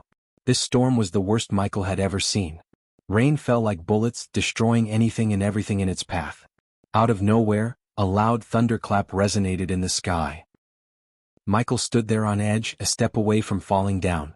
Due to the intense heat coming from the boiling lava, the droplets were vaporized before they could even reach the lava. Still, the vapor created a thick white mist around Mount Hades. "Look!" Iag pointed at the horizon as Michael saw a giant bat flying in his direction. As though the dark swords had sensed the threat, they produced more lightning bolts. These bolts crackled around the sheath as well as Michael. Cracking his neck, Michael took a step forward, dropping down from the mountain. Gravity pulled him down with enough force to create a large crater in the ground when he landed. If someone else fell from the mountain, their bones would have shattered to pieces, and their body would have turned into bloody mush. But Michael comfortably landed on his feet. He slowly walked forward as the bat flew closer and closer to Michael. The bat was at a half-immortal stage, several times stronger than the bat he fought outside the demon's grave. Michael unsheathed his dark swords and waited for the bat to attack him. The bat was big enough to cast a large shadow on the ground. When it flew closer to him, Michael heard a strange noise coming from its mouth. He stood still as the bat dived down to rip him apart with its claws. Finally, the bat was just a few meters away from Michael's head. In a blink of an eye, Michael threw the dark sword at the bat. The sword soared through the air like a bullet and went straight through the bat's chest. Blood splattered on the ground as the bat had a hole in its chest. The sword went clean through its chest and came outside. The bat roared in pain before crashing down to the ground. Screaming in pain, the bat flapped its wings frantically. But no matter how hard it tried to fly away, the bat simply couldn't. The dark sword penetrated its very heart. Vidora snickered at the bat as the bat roared with its eyes burning with pain and rage. Then Vidora flew away to pick up the dark sword Michael threw. While Michael made his way to the bat with the second dark sword in his hand, the bat crawled backward in fear. Tsk. Michael showed his disapproval of the bat's actions by shaking his head. The bat could have avoided death if it chose to fly the other way. Although the past Dark Lord warned him about killing the monsters recklessly, he would not let go of those who attacked him alive. Since the bat tried to kill him, it was only fair that he return the favor. By the time Michael was just an arm-reaching distance from the bat, Vidora had returned to him carrying his other sword in its legs. The bat groaned as Michael pressed its claws under his feet. When Michael clenched the swords tighter, the engravings on the blade lit up. He just swung the dark swords as the bat's head flew off of its shoulder. Ding! Congratulations to the host for killing a half-immortal stage level 4 monster. The reward is 1 million experience points and 25,000 badass points. Michael heard the system in his head. These dark swords were powerful enough to kill any immortals. They didn't need to be infused with an immortal bone like a typical immortal killing weapon. It took Michael only one swing to cut the bat's head clean off. Without its head, the bat's body violently twitched, splashing blood all over the place. Only then did Michael realize how powerful his swords were. He regretted not forging them way earlier. With these swords, his battle prowess shot through the roof. Vidora was stunned to see the dead bat on the ground. The battle literally lasted for a few seconds. Outside the demon's grave, the fusion stage bat gave Michael a headache as Iag had to use her power to disrupt its powers. But now Michael killed the bat in a few seconds. After killing the bat, Michael flicked his sword, removing the blood on the blade. "It's a pity. I was thinking of covering the blades with the dark flames," Michael sighed. "Not to jinx the situation, but I have a feeling we will come across more monsters on our way," said Sarba. "Speaking of which, where are we going next?" asked Iag. "To a gold mine," said Michael. Chapter 8:17. Another world within the demon's grave. Killing the bat was only the first step of his big plan in the demon's grave. Michael didn't slow down or seek shelter despite the raging storm and the heavy rain. Granted, the storm and the rain made the terrain wet and walking difficult, but it also terrified the monsters. Everywhere Michael looked, he saw no monster. Even the colossal bull he saw from the mountain was nowhere to be seen. Lightning cracked the red sky, sending heaven's light through the storms. Even the rain came in orchestrated rhythm, appearing as the master of the scene yet arriving on unheard cues. The wind ran as if it had been restrained for time out of mind, and it was determined to outrun any chaser. The sound of it was a strange song, as if howling yearned for a melody. Michael was completely drenched in the rain. "We've been walking for hours," Sarba said, sitting on Michael's shoulder. Don't you have a spare long coat? I hate getting wet, Ayag complained. As she said, Michael wore nothing to cover his upper body except the sheath on his back. In his deep thinking, Michael didn't hear Ayag and Sarba. Instead, he was more focused on forming alchemy formulas in his head. There were no monsters or a threat to break Michael's concentration. He didn't even mind the raging storm. He's not listening to us, is he? Asked Ayag as Kane shook his head. Michael crossed the meadows after almost 5 hours and saw a lake in the distance. Michael's destination was deep within the lake, according to the system. Thanks to his alchemist profession, Michael concocted a pill that enabled him to breathe underwater. If it wasn't for the high pressure under the lake, he could have used his mask. Since it wasn't the case, Msile had to connect this pill using extremely rare herbs from his herbal garden in the Sunrise sect. Even in an eerie place like the Demon's Grave, the lake glistened like a ruby under the red sky. In that land of creeping beauty lay a disk of brightest red. The lake was brighter than the colors of one's dreams. It was the minerals of the glacier that shone cyan, turquoise, and ruby red. Like a mirror on the wall, it was oval and flat. The surface was forever guarded against the winds by the crown of barren hills around. At the edge, the land met and carried right on as a perfect reflection. Looking up into the sky and down into the water was just the same. Although Michael sensed several monsters around him, none dared to attack him. Michael had a feeling the red lightning bolts around the dark swords had something to do with it. As usual, he asked the system about these lightning bolts but received no answer from it. Whenever the system went silent when he asked a question, it raised Michael's concern.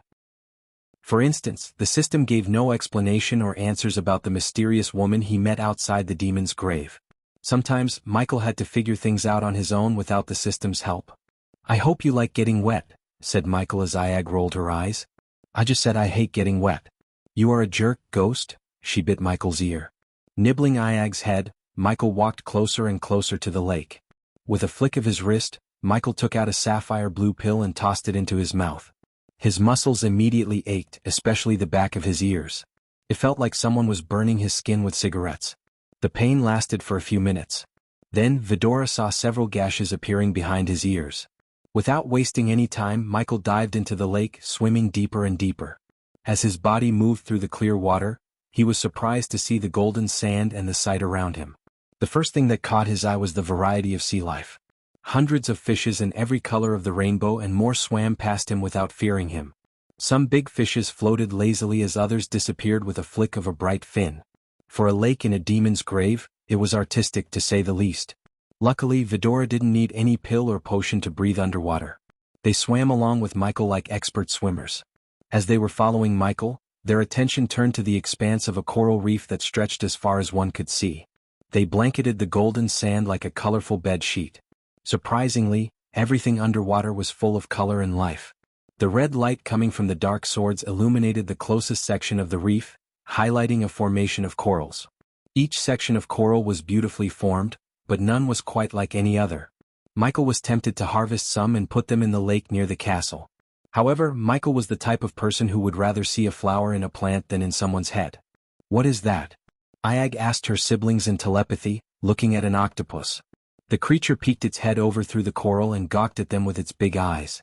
Soon, the octopus moved through the coral, revealing itself for a moment before shrinking back into a crevasse. A hidden gem amongst corals, one of many. The deeper Michael swam, the prettier the lake turned out to be. Many unknown creatures buried themselves under the sand. The entire lake was like a treasure chest, enclosing unfathomable treasures in ever smallest sliver. Everything was deadly silent around Michael. But this silence was short-lived. Suddenly they heard a chittering noise. When Michael looked over his shoulder, he saw 5 creatures that resembled dolphins skim by. With water all around them, they almost seemed to fly, moving effortlessly, propelling their sleek bodies swiftly forwards with a flick of a gray tail. According to the system, Michael still had a long way to reach his destination. He wondered how the things he needed could exist underwater. A while later, Michael was surprised to see a shipwreck. He wanted to investigate the shipwreck even though it didn't seem to have any treasures. But when he was about to swim toward the wreck, his view was obscured by a huge shark that drifted lazily by, pushing Michael and Vidora aside with the water it displaced. A whale shark, mouth stretched wide to gather food. To Michael's surprise, the shark was at the half-immortal stage. If Michael wanted, he could fight the shark and kill it easily. However, blood might attract more sharks, and if they were also at the half-immortal stage he would be in trouble. Like it or not, Michael was in their home ground. Besides, he wanted to reach his destination without wasting his energy. After all, who knew how many enemies he would have to face there? Michael slowly swam away from the shipwreck and the shark without making any sound. Finally, when he put a safe distance between him and the shark, a swarm of shining goldfish coiled and winded their way past. They lit the underwater like a swarm of fireflies, sending glints of light in every direction. On the golden sand, oysters and colorful shells were scattered everywhere. They were a living explosion of beauty. Limpets glued themselves to rocks, setting themselves in like jewels in a necklace. Michael scooped up a shell from the sand and put it in the system's storage as a souvenir. Eventually, an archway appeared in his sight. It was definitely man-made and contained a realm tear in the center. Unlike the emerald green realm tear that served as the entrance to the demon's grave, this realm tear radiated an icy blue light. Michael's eyes were lit with excitement. If everything went according to his plan, he could put an end to their financial blunder. Even the god of darkness depended on gold coins to grow his army and build his castle. Michael flapped his legs, dashing toward the realm tear. He was actually surprised, but it made sense. The realm tear made him realize the things he needed were in another realm. A realm within a realm. This place keeps surprising me, Michael said to himself as he tried to enter through the realm tear. But an invisible force pushed him away. What the hell? Michael creased his brows. What happened? Iag asked Michael wordlessly. Unlike Michael, Vidora felt no resistance from the realm tear. Once again Michael moved toward the realm tear, and this time he resisted the force. Michael quickly used his X-ray vision to see an energy dome around the archway. Michael unsheathed his dark swords. Then he swung the swords, cutting the invisible dome. The dark swords cut through the dome. It produced a powerful shock wave that pushed both Vidora and Michael several meters away. Then the realm tear created a suction force that pulled Michael and Vidora along with gallons of lake water. Everything around Michael turned dark. But before he disappeared into the realm tear, he caught Vidora and held them closer to his chest with one hand and the dark sword in the other. Lights out for Michael for a few minutes. Even his X-ray vision turned out to be useless. He felt like he was flying through space. At least the feeling was familiar. After an unknown amount of time, Michael was thrown onto a soft ground. He coughed up the blood and slowly opened his eyes. His eyes adjusted to the light. Everything looked blurry for a few moments. When Michael was finally able to see his surroundings, he was taken aback by surprise. He was on a mountain cliff, overlooking the massive cliffs and towering fjords that crept through the rainforest. Great scarves of cloud swirled around the blue sky. It was a primeval landscape, vast and forbidding. But this wasn't how Michael would describe the place. To him, this realm was magical like a fairy tale land. The trees were alien and most of the realm looked too cyan. There were waterfalls, rivers, and distant flocks of winged creatures. What is this place? Vidora asked Michael. They shared the same dumbfounded look on Michael's face. That's weird, said Sarba. His gaze was locked on Michael's dark sword in his hand. When Michael looked at the sword, he saw no red lightning bolts. But that wasn't the only change Michael noticed. He couldn't feel any energy in the atmosphere. In other words, his cultivation power had betrayed him. Luckily, Michael could still access the system and use the arch-energy crystals to power himself up. Our God has appeared. Suddenly, Michael heard a thunderous voice in the distance. Somehow, Michael didn't think it was just a coincidence. Soon, a flock of winged creatures shot to the sky through the rainforest. They were on their way to Michael. Chapter 8:18. The Wood Elves and the World of Aitnes. The world of Aitnes was primitive and inhabited by a race called Zoralines. They were later named the Wood Elves by the Dark Lord. Although the world was affected by the time array when the Dark Lord reset the universe, there were still some remnants of the Dark Lord in Aitnes. They worshipped him as their only god. Until 2 years ago, the Wood Elves lived peacefully without major wars. However, everything changed one day. The barrier that kept Aitnes hidden from the outside world broke as the soldiers of Skyhall invaded their world and slaughtered thousands of Wood Elves. The Wood Elves fought the Skyhall army with primitive bows and arrows, while the Skyhall used high-powered weapons such as cannons, trebuchets, and wyverns. At that moment, Taskin, a young warrior from the Forest tribe, was risking his life to steal medicine for the wounded villagers and his teammates back home. He was accompanied by his wife, Thilv, and 4 comrades. The Wood Elves called the Skyhall soldiers by the name demons since they brought death and destruction wherever they went. Like most of the Wood Elves, Taskin had coppery skin and hazel eyes. His hair was jet black with a hue of copper red. Compared to the elves and dark elves, wood elves were slightly taller and had pointier ears. Contrary to those elves, wood elves were kind and friendly. They would have formed an alliance with Skyhall and happily offered them valuable resources if Skyhall chose the path of diplomacy. But no, Skyhall waged war and slaughtered thousands of them without a shred of mercy. All of those deaths and destruction were for the natural resources Ignis possessed. This world was once treasured by the Dark Lord himself, and Skyhall had no clue the Dark Lord was on his way to save the world from them. Taskin and his group were walking through a bluish, ancient forest. It reeked of age. Its woody incense was from centuries of snapping branches crashing to the forest floor and rotting silently. The composting, organic smell rose up in waves like a miasma.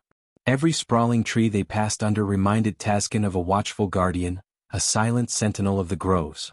Taskin and his team used branches and veins to traverse through the forest without making a noise. They knew the forest like the back of their hand. The Skyhall soldiers used contraptions to traverse through the forest when they were in a good mood. Otherwise, they would burn down everything in their path just to travel hundreds of meters into the forest. Hundreds of ancient trees with unlimited potential turned to ashes in their hands. Taskin and his team were on their way to the forest center, where the mother tree was. The mother tree was the oldest in the world, spanning hundreds of acres. The wood elves had a ritual of climbing the mother tree which would take months.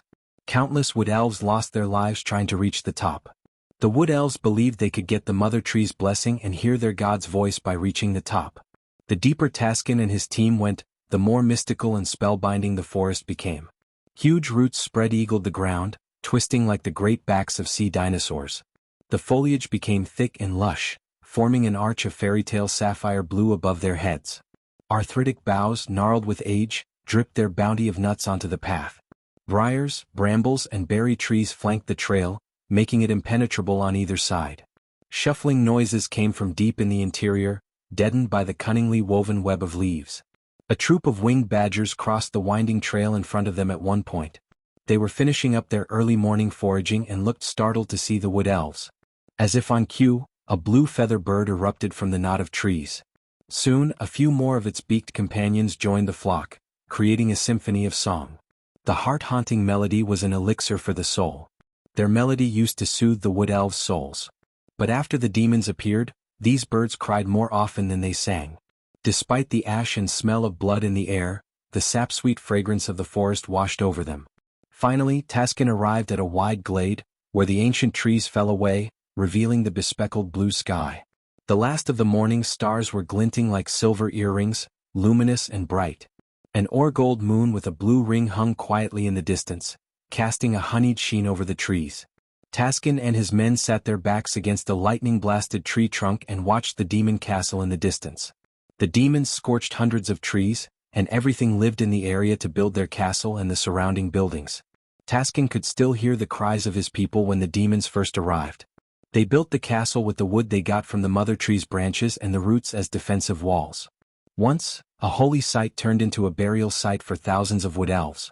Since the Skyhall sent a total of 1,000 soldiers, they were able to build a castle in a month. The castle had 11 broad, square towers connected by large, thin walls made of blue marble stones they mined in Ignis. To mine those stones, the Skyhall slaughtered an entire tribe that protected and lived in the mines for centuries. Small windows were scattered generously around the walls in seemingly perfect symmetry, along with symmetric crenellations for archers and artillery to shoot down the wood elves who dared to get near the mother tree. A huge gate with heavy metal doors guarded the castle. It was the only easy way in. Any other side would be futile. Various barracks, camps, and small buildings were scattered outside the castle gates. The soldiers and some of the merchants who were related to Skyhall elders lived in those buildings. Taskin and his men had no idea who lives in the castle as none of them stepped into the castle. This castle was the most protected place in the entire world. Daring to invade the castle would only result in certain earth. Luckily, Taskin and their men had no need to go into the castle. Instead, their target was one of the infirmary buildings where the Skyhall soldiers kept healing potions. "We should wait for the nightfall and then strike," Vaikok, one of Taskin's men, suggested, only to see Thilv shake her head. "We don't have time. They need those magical potions." Taskin nodded. "She is right. Time is not in our favor." "It's now or never," said Taskin. His voice betrayed him, showing his uncertainty and worry about the plan. Deep down, Taskin knew attacking the demons in broad daylight was nothing short of suicide. Still, they had to do it for the sake of their people. 50 lives depended on them and the magical potions. Taskin's men sighed. Although they all knew the plan was suicidal, they would follow Taskin to hell itself. After all, if it weren't for Taskin's leadership, they would have died along with thousands of other wood elves when the demons first invaded them. Moreover, Taskin was the only wood elf who managed to kill one of the demon generals and steal one of their weapon shipments. Unfortunately, the wood elves lacked the technical knowledge to assemble the weapon to its full form. Vaikok, go and scout the area ahead. Do not get caught, said Taskin. Vaikok, the brown-haired wooden elf, nodded and slowly crouched forward. As the team scout, recon was his job. Hugging the tree, Vaikok slid down to the ground like a monkey. He used the foliage to his advantage. But there was no foliage once he entered the castle land. The Sky Hall soldiers knew how the wood elves operated. Steel was the one and only advantage the wood elves had over them. Therefore, the Sky Hall soldiers cut down everything, including trees and bushes, around the castle. Vaikok used the huts and buildings to hide and walk around. He took a mental note of how many soldiers and the paths of their patrol. Meanwhile, Taskin, his wife and the 3 other wood elves waited for Taskin to return. Suddenly they heard a loud explosion near the castle. Black smoke rose through one of the castle towers. By the name of the Dark Lord, what is that? Must be one of their new weapons. Thilv gritted her teeth. Once the Dark Lord's blessing returns to our people, we will pay them back several folds, said Thilv. No god came to our aid when they slaughtered our people, Thilv. If we want to change our fate, we have to fight for it, rebuked Taskin. Do not speak like that, Taskin. We must pray to the Dark Lord when the time of our needs. He will definitely answer our prayers. Taskin did not want to argue with his wife. The Wood Elves were a god-fearing race that worshipped the Dark Lord for thousands of years. They didn't see him, but they worshipped his statues, which protected them for centuries. However, after the demons invaded them and slaughtered thousands, some of the Wood Elves like Taskin lost their trust in the Dark Lord. One couldn't blame them for losing faith in a higher power after witnessing their race being pushed to the brink of extinction. Taskin had no faith in a god who didn't raise a finger against the demons, unlike his wife. Eventually Vaikok finished his recon and returned to them. 20 fully armored guards on the way to the infirmary, Vaikok reported back to Taskin. Did you see the healing potions? Asked Thilv as Vaikok nodded. But he didn't have any excitement or even the slightest joy in his eyes. Instead, Vaikok seemed like something had affected him deeply. What did you see, Vaikok? He is here, Taskin, said Vaikok with a grave tone. His eyes contained fear and worry like never before. General Tar? Asked Taskin as the others looked terrified except for Thilv, whose eyes burned with rage and bloodlust. Reports said he was looking for something in the mines. Taskin creased his brows. This mission got a whole lot tougher with Tar being on the castle ground. If this were any other day, Taskin would have opted to back off. But today he must retrieve those potions. His brother's life depended on the healing potion. Chapter 8:19. General Tar was an orc assigned by the Sky Hall to build the castle and pacify the locals in Ignis. Unlike a typical orc, Tar was a war-hungry death merchant who preferred to kill than ask questions. Single-handed, Tar killed thousands of wood elves. Taskin and Tar had a bit of history between them. After the Sky Hall invaded the wood elves, Taskin fought Tar to rescue his team and actually managed to achieve such an impossible task. Moreover, Taskin gave a scar that Tar still hadn't forgotten. But unlike Tar, Taskin didn't thirst for a rematch. Instead, Taskin only wanted to steal the healing potions and get the hell out of this place. Follow my lead, said Vaikok. Vaikok, you know the way. Take the lead, said Taskin. The wood elves climbed down the trees and headed toward the infirmary. They moved as nimble as the wind itself. One could barely hear their footsteps. The armored soldiers' heavy boots' clunking sound masked Taskin and his men's movements. Step by step, the wood elves moved closer to the encampments. Soon, Taskin noticed a demon armed to the teeth patrolling between the two camps. Some of the soldiers were sleeping in each camp. This armored soldier turned around and stood between the camps for a few moments. He seemed exhausted after walking back and forth wearing the heavy armor. Outside Ignis, they had arch energy and were powerful enough to lift even boulders. Hence, wearing armor was no headache for them. Besides, they could achieve more protection with a spell instead of this armor. The Sky Hall soldier sweated bullets inside the metal armor. Taskin slowly took out the bow hanging on his back. He knocked an arrow and aimed for the gap between the soldier's helmet and shoulder. After taking a deep breath, Taskin released the arrow. Jirich, The metal soldier groaned as Thilv grabbed the soldier before he hit the ground. If he fell down, the metal armor would make a sound loud enough to wake the soldiers sleeping inside the camps. While dragging the soldier back, Thilv unsheathed a crude dagger and plunged it near the arrow, and ended the soldier's life instantly. She then cautiously placed the body on the ground without making a noise. "Let's go," Vaikok whispered as the group moved around the camps. "Where are the potions?" asked Taskin. Vaikok pointed his finger at a wooden building across several camps and soldiers. Fortunately, Vaikok was able to sneak closer to the building using the tents as his cover. Since the Skyhall soldiers patrolled the area like clockwork, Taskin and his men were confident enough to sneak past them. But the only complication was General Tar and his wolves. These wolves were specially bred to track down wood elves and their tribes. Each wolf was ferocious enough to rip a wood elf apart in a few moments. Just thinking about the wolves, Taskin's shoulder ached. He looked at the deep claw mark on his right shoulder for a moment before following Vaikok behind. One by one, Taskin and his men moved past the camps. For some reason it didn't feel right to Taskin. Not a single soldier spotted them as things went pretty smoothly. But that was what worried Taskin. Vaikok halted his steps behind a wooden building, taking advantage of the shade provided by the roof. The team stopped for a few moments to catch their breath. "Something's bothering you, my love?" Thilv turned her gaze at Taskin. The dark lines on his forehead betrayed how worried he was. "Everything's going smooth. Too smooth to be exact," said Taskin. His words surprised Vaikok and the others. As far as they were concerned, if anything, Taskin should feel grateful that everything was going in their favor. Instead, Taskin looked worried to the core. Taskin sighed, looking at their confused faces. "Not to jinx things, but when was the last time everything went according to our plan? Those demons always pulled one over us whenever we thought we had them cornered," said Taskin. "I understand how you feel. But this is not the time for second thoughts. We are deep within the belly of the beast. If we don't get those potions, people are going to die," Thilv said in a low-pitched voice. She cared more for her people than anyone, including Taskin. Unlike her, Taskin wasn't born into her tribe. On the contrary, Taskin was an orphan. Thilv's uncle found him in the forest and raised him as his own. They fell in love at a young age, and Taskin had to climb the top of the mother tree to get Thilv's father's blessing to marry Thilv. Taskin was one of the few who managed to complete such a task and lived to tell tales about it. Taskin nodded, pushing all the doubts and uncertainties to the back of his mind. This was no time for second-guessing, as Thilv said. To their sake, Taskin had to look confident even though he wasn't. He signaled Vaikok to lead the way with his eyes as the wood elf slowly walked around the building. Suddenly, a loud bell rang from the castle.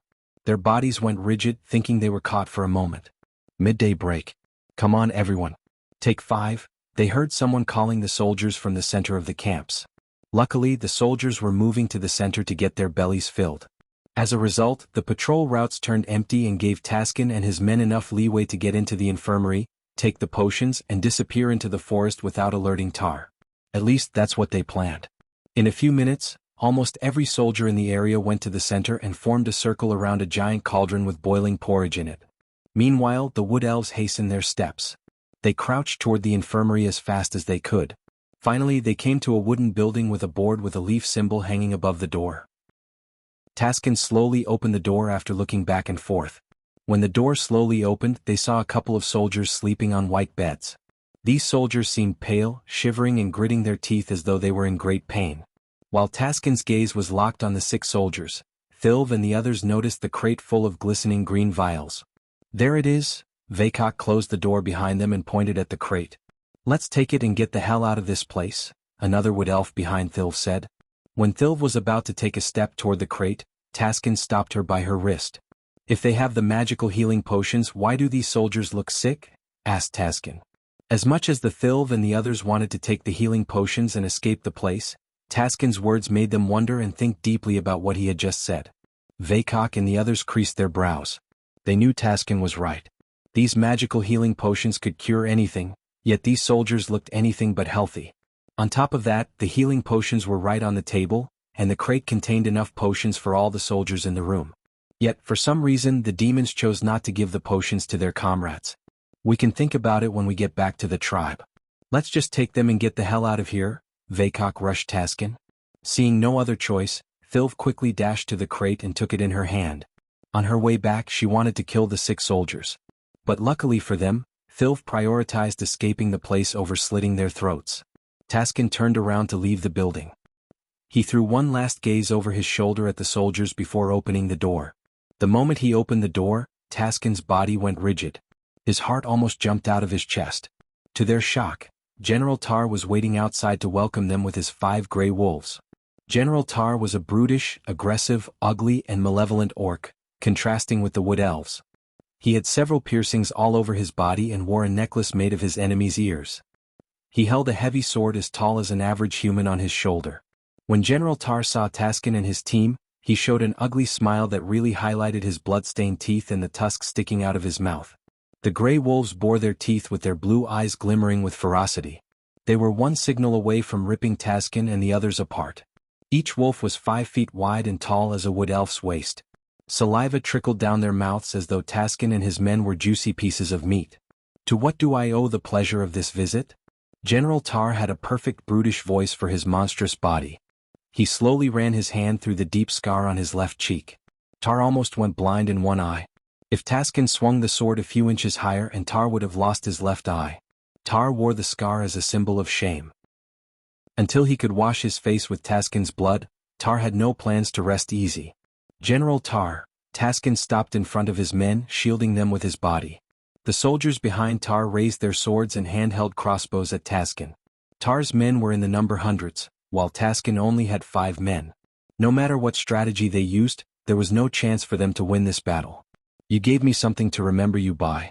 It's only fair I return the favor. Don't you think so, men? General Tar asked. Yes, General. Tar's men shouted in unison as Tar brought down the heavy sword to the ground from his shoulder. It seems like our friends are here to take the healing potions meant for our men, said Tar. We can't have you take what's ours unless, Tar's words trailed. Unless what? Filth snarled. Unless Taskin bests me in a duel, Tar said, looking Taskin in the eyes. But you always have the option to run away. In that case, my babies will be more than happy to give a chase. You have 3 seconds to decide. Tar raised 3 fingers. 1, 2, I accept. Taskin stepped forward, having no other choices. Outrunning the wolves and the soldiers was nothing but suicide. At least by fighting Tar, he could pull a surprise move on Tar that might let his wife escape the place. Chapter 820. Michael being a god. When Michael heard the echo in the distance, he was surprised. Soon, many figures riding winged beasts appeared on the horizon. These beasts resembled giant butterflies. Having no idea what was happening in the world, Michael remained on the hilltop, waiting for the figures to come to him. While they were flying toward him, Michael accessed the system's storage and took out the cultivation device. After a long thought, Michael named these devices Olympus. He wore the Olympus around his wrist and willed the system to use the refined arch-energy crystals in the storage. Olympus warmed up slightly as the black device tightened around his wrist.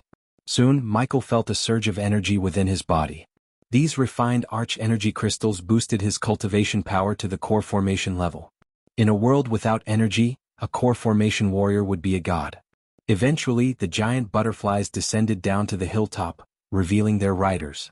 To Michael's surprise, those who rode the butterflies looked similar to the elves but had brownish skin and pointier ears. Furthermore, they looked primitive.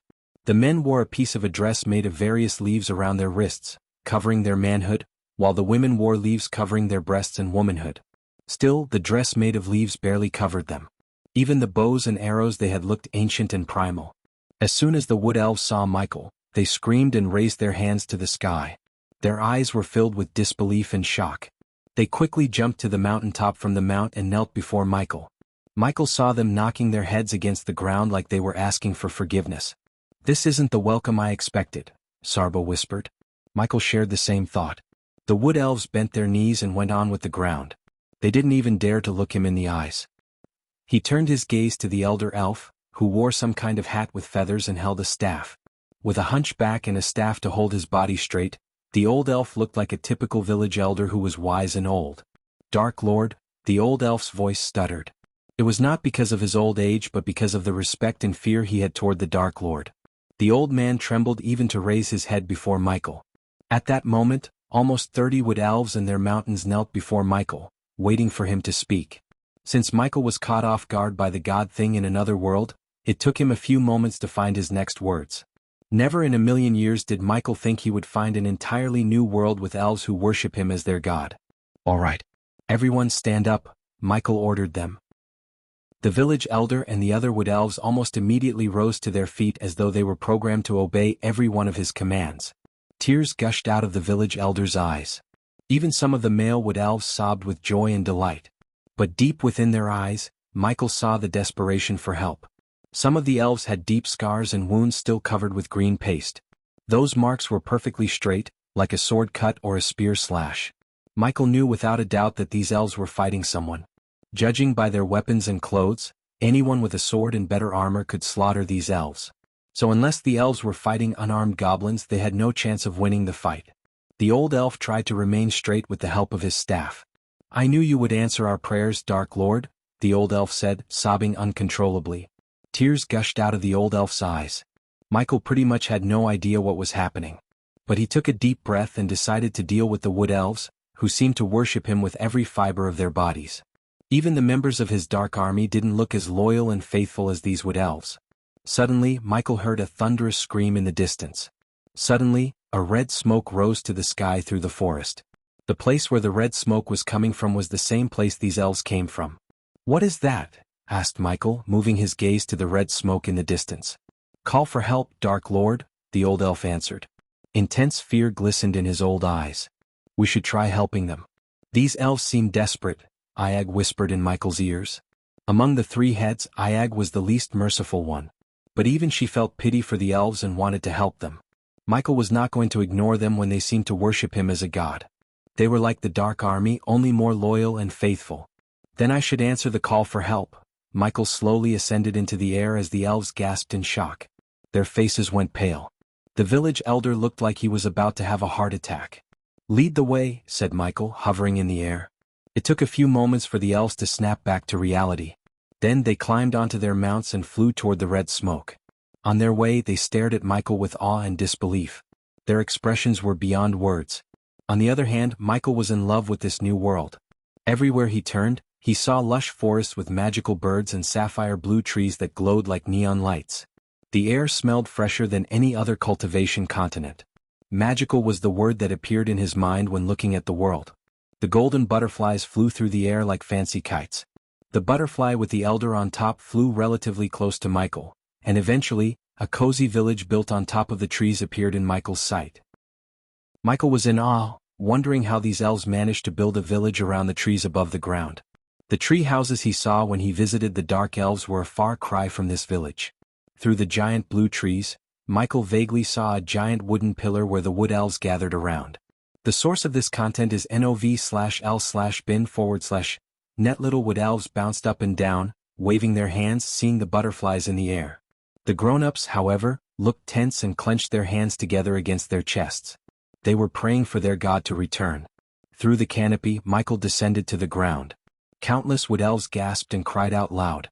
Just like the village elder and the wood elves accompanied him, the villagers dropped to their knees immediately after seeing Michael. "Our God has answered our prayers. We are saved, Dark Lord," the villagers shouted out loud. Looking at them, Michael couldn't help wondering how they quickly identified him as their god. But he soon got his answer when Sarba asked him to turn around. "You should see this," Michael heard Sarba's startled voice. As he slowly turned around, he saw a wooden carving of a man in the tall wood pillar. Although the features were not precise, he resembled Michael. The two swords on his back and the hydra on his shoulder were dead giveaway. He turned his back on the wood elves and stared at the wood carving for a few minutes. The wood elves didn't dare to utter a word. As a result, silence returned to the place. Strangely, the carving's eyes were radiating a dim light. When he looked closer into the eyes, Michael noticed a rune in each eye. It was so tiny that an average human or a wood elf wouldn't notice. Finally, Michael turned around to greet the wood elves and hear why they called for help. "You?" Michael's gaze swept across the wood elves and landed on the village elder. The village elder raised his head to look Michael in the eyes. "Stand up," said Michael. "What's your name?" Michael asked the elder. "Karat, Dark Lord," the village elder answered with the utmost respect and reverence toward Michael.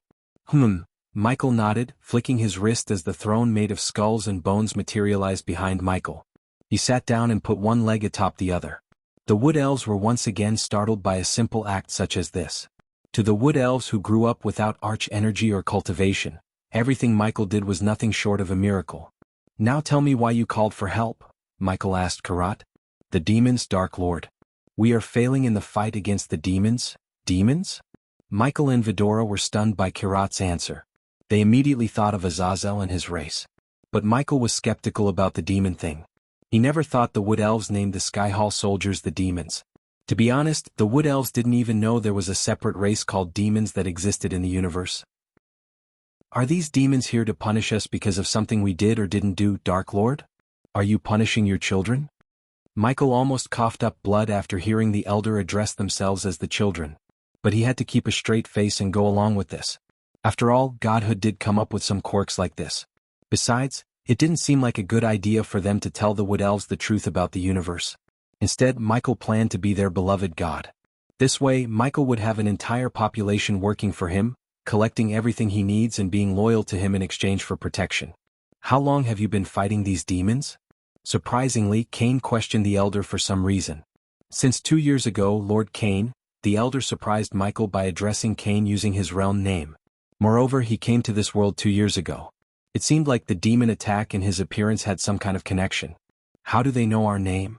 Iag whispered into Michael's ears. And demons? Are they really fighting the demons? Asked Sarba. Suddenly, Michael sensed someone rushing toward them in his environment scanning. When he looked over the crowd of Wood Elves, he saw a Wood Elven woman land on the wood platform using a rope lift mechanism. We have to save Taskin, the woman said before collapsing down. Chapter 821. God to the rescue, Thilv. Michael heard a Wood Elf cry out loud. Still, the Wood Elf, and who seemed to be his wife, didn't dare to move without Michael's permission. It was obvious the Wood Elf who just fainted due to probably blood loss was their loved one, but instead of rushing to her aid, the couple looked at Michael with eyes pleading for mercy. Karat, bring her to me, Michael ordered the village elder. The Wood Elf old man immediately signaled Thilv's parents as they carried Thilv to Michael. The man who carried the woman had a muscular body with several scars, while his wife looked gentle and kind. They both sobbed, seeing the sorry state of their daughter. Thilv had several deep claw marks on her back and a deep stab wound on the side of her chest. Blood spurted out of her wounds, resulting in her body looking pale. Karat and the Wood Elves placed Thilv on Michael's feet and knelt before him. Dark Lord, please save our daughter, they cried out loud. Michael stood up from this throne and took a few steps toward the wounded Wood Elf. He sat beside her before taking out a sparkling healing potion. Under the Wood Elves' shocked gazes, he gently opened Thilv's mouth and poured the healing potion into her mouth. The Wood Elves were no strangers to the healing potions. They saw the Sky Hall soldiers use these potions on a battlefield to heal themselves completely. It was one of the many reasons why the Wood Elves got decimated mercilessly by the demons. The wounds on Thilv's body magically disappeared under their gazes. Her hands twitched slightly as she slowly regained consciousness. Any other normal healing potions would have failed to save her because of the blood loss. But Michael gave her one from his personal stash, which could supplement her blood loss and heal her completely. Ack!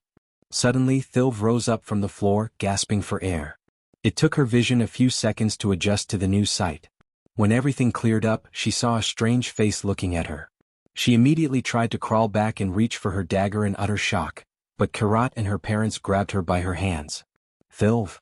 Thank the Dark Lord. The source of this content is nov/l/bin/net, my precious. Thilv's mother and father embraced her tightly as the entire tribe looked stunned by Michael's mercy. Michael returned to his throne, letting the family have some warm moments, although he doubted this would last, judging by the wounds on her body. Thilv hugged her parents tight as she sobbed uncontrollably. A few minutes later, Karat and her parents dropped a nuke on her head. Thilv's face paled when her gaze fell on Michael. The god she had prayed for since she was a little kid was sitting before her. Not a single day passed without Thilv praying to the Dark Lord. It was her true wish that the Dark Lord would appear in front of her one day, but she didn't know it would actually happen. The Dark Lord looked more imposing and radiant than the wood carving. Her heart almost jumped out of her chest when he smiled at her. As much as Thilv wanted to grab his feet and cry out loud, she didn't have time to do so. Taskin was fighting Tar as they spoke. He and her comrades risked their life so she could escape.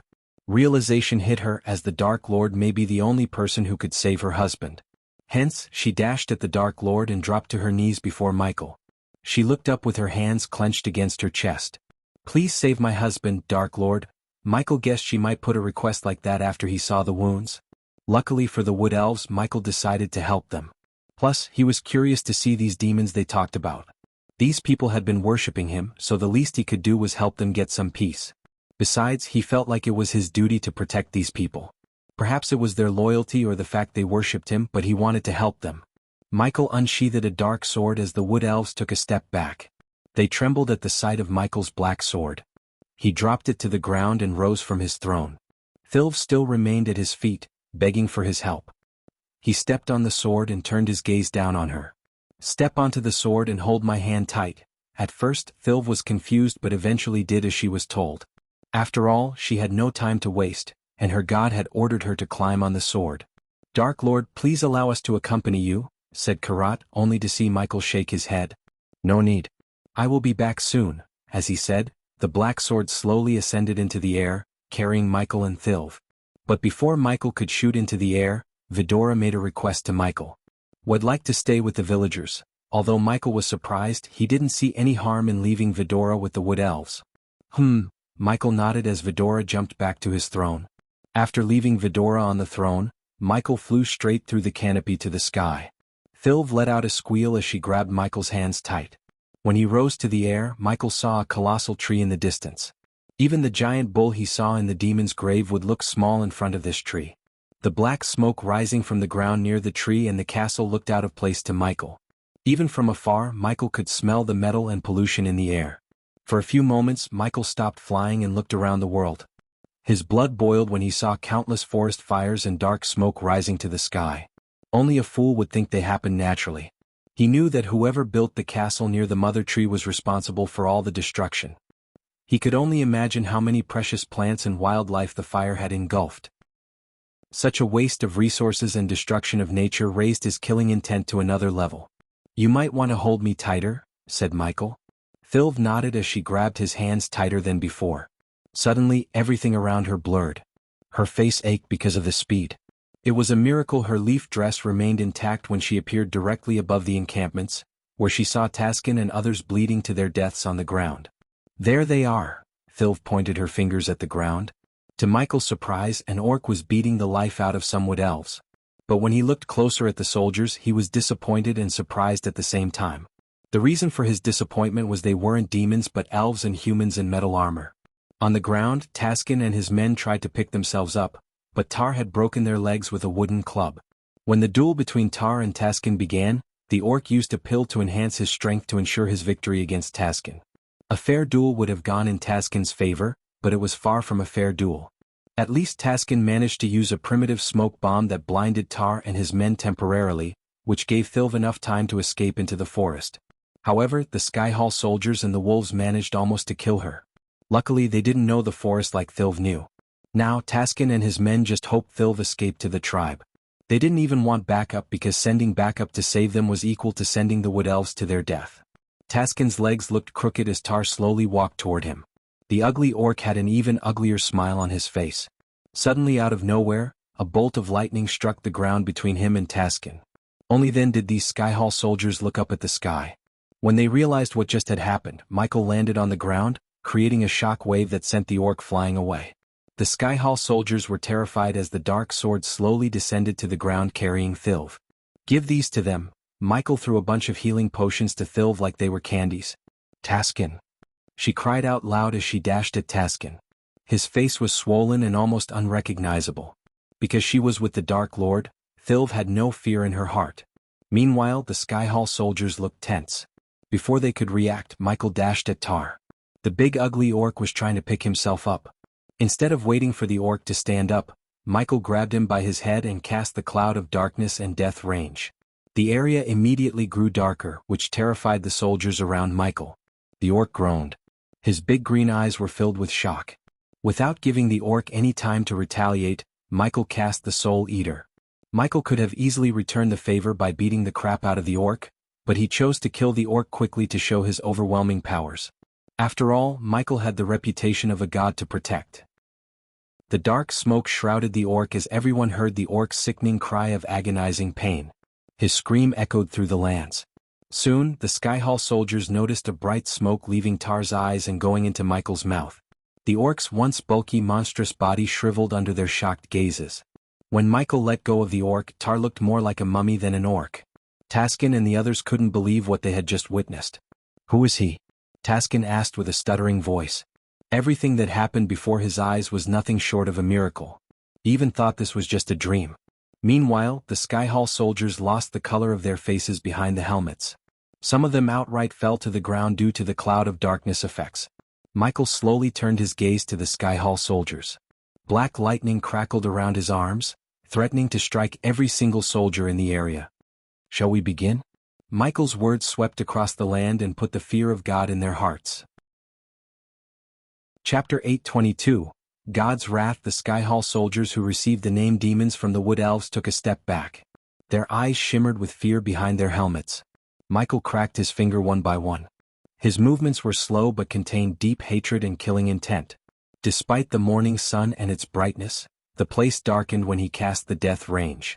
Michael was already at core formation level 2 because of the Olympus, as the Death Range boosted his cultivation 4 levels high. Taskin and the others felt a chill running down their spines just by hearing the crackling lightning bolts dancing around Michael. The dark sword on the ground slowly ascended into the air and landed in Michael's hands.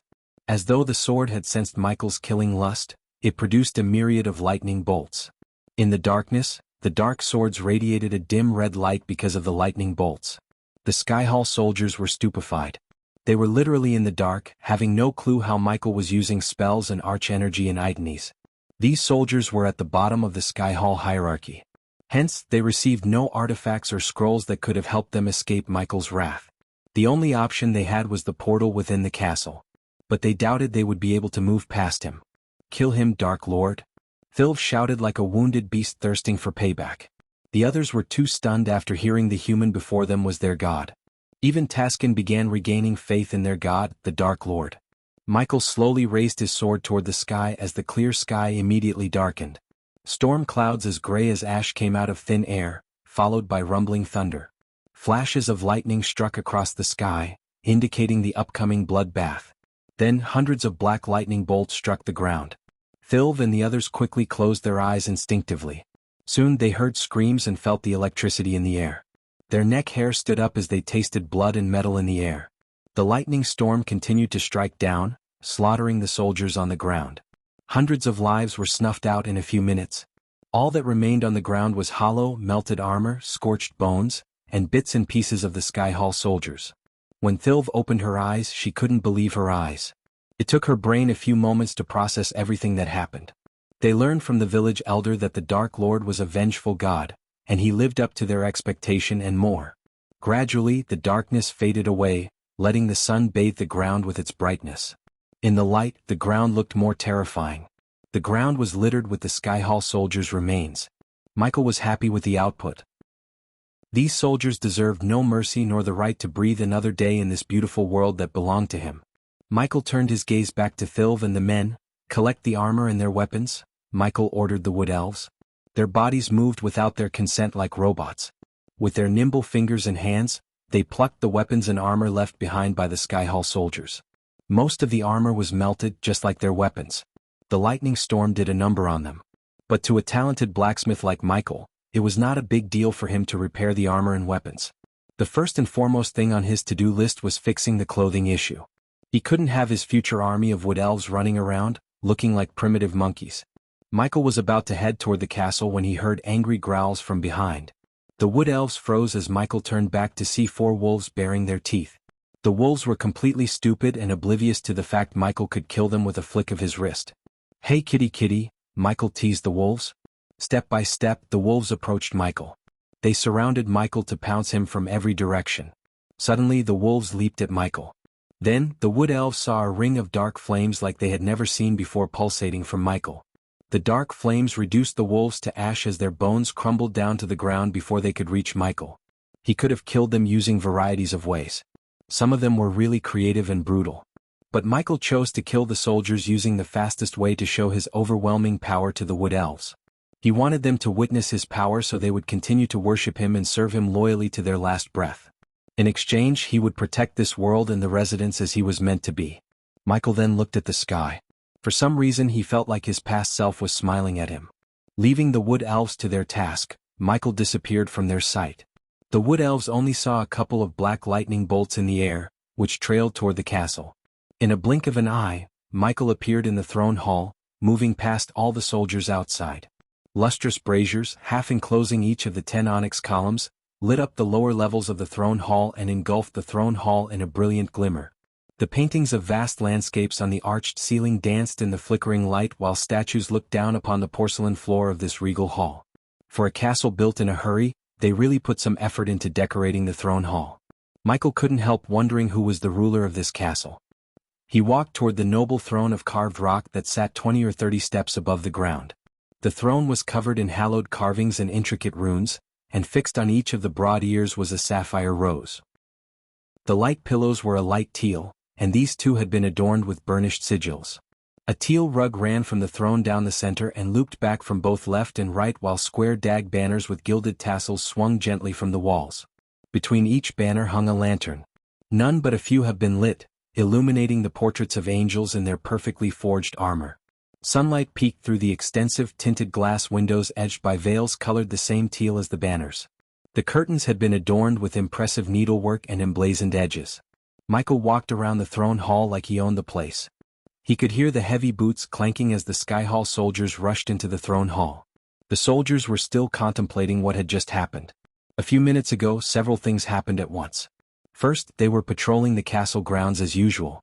Then they saw the sky darken, followed by a violent lightning storm, something they had never seen before in this world. The lightning storm lasted for a few moments before completely vanishing into thin air. They wanted to check the place, but before they could do it, they saw a strong breeze of wind moving past him.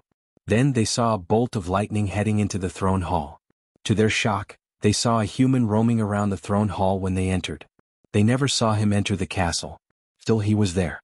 The only explanation of how he entered the throne hall was by using a spell that defied the rule of this world. Something was wrong, very wrong. The soldiers could feel it. Since these soldiers were stationed away from the Sky Hall for so long, they didn't recognize Michael as the Dark Lord. The soldiers surrounded Michael with their swords and spears pointed at him. Michael stopped at the bottom of the stairs to the throne and turned back. His eyes searched among the armored soldiers for their leader. He expected someone from a higher rank to appear before him soon. As he expected, a tall man wearing full metal armor walked through the soldiers. He was armed to the teeth. The man slowly removed his helmet, revealing his elven features and striking golden hair. "Who are you?" The elf spoke with a gritty tone that showed no warmth whatsoever. Not that Michael expected the elf to be warm when he was trespassing. If it wasn't for the question of how he entered the castle without their knowledge, Michael was sure the elf would have ordered his men to take him down by now. For a moment, Michael did not give the elf any answer. He kinda kept the elves and the other soldiers in the dark. Then Michael cracked his neck and knuckles. "You are a human.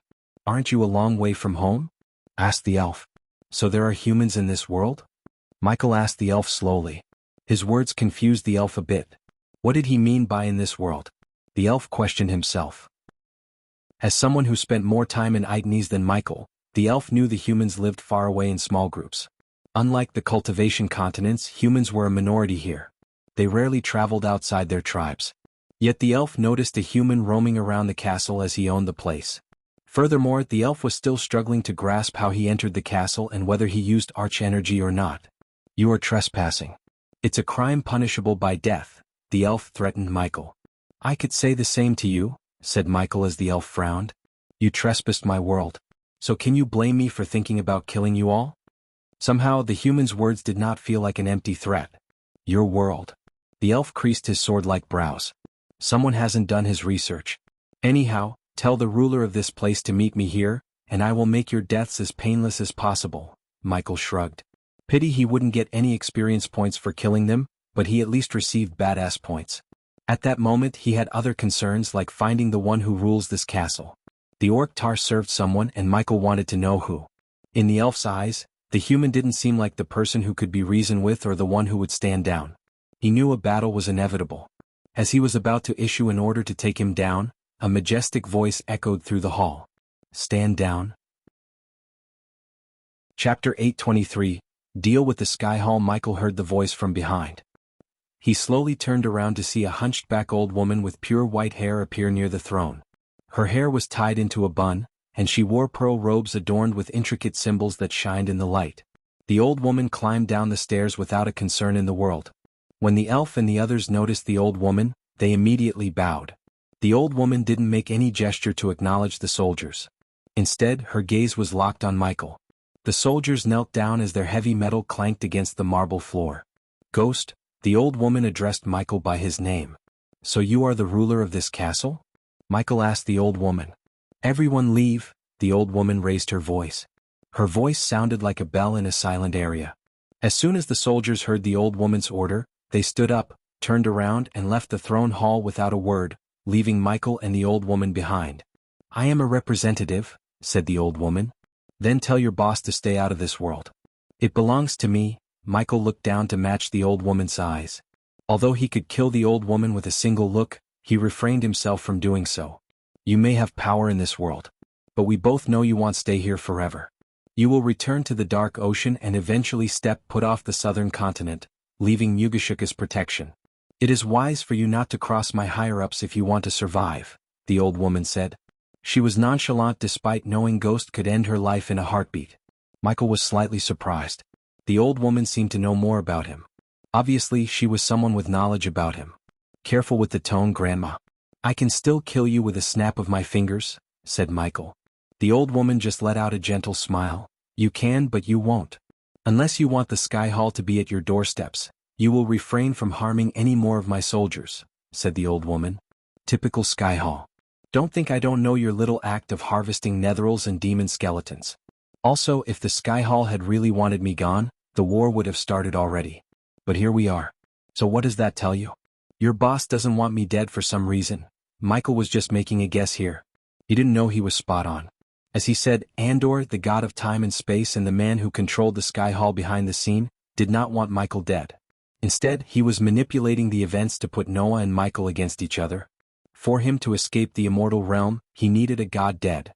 Since the past Dark Lord beat him to near death, Andor hoped the dead god would be Michael at the end of their battle.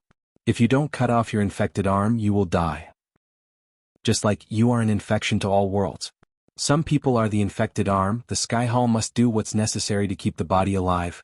Nice way to justify genocides and to slaughter innocent people. None who helps you is innocent. The old woman saw lightning bolts appear around his wrist. They crackled, hissing like coiling snakes to shoot her down. Only one thing stopped Michael from ending the old woman's life: his instincts and the system's warning in his head.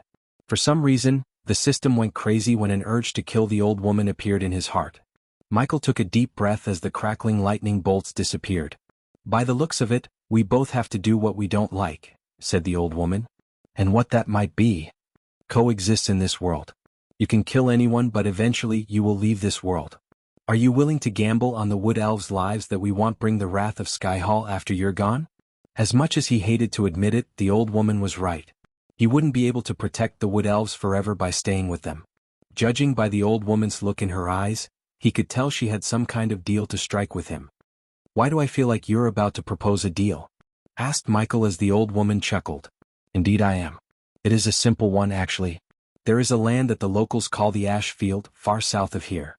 You agree to give that land to us and we will stop our war against the locals. What's important about that place?"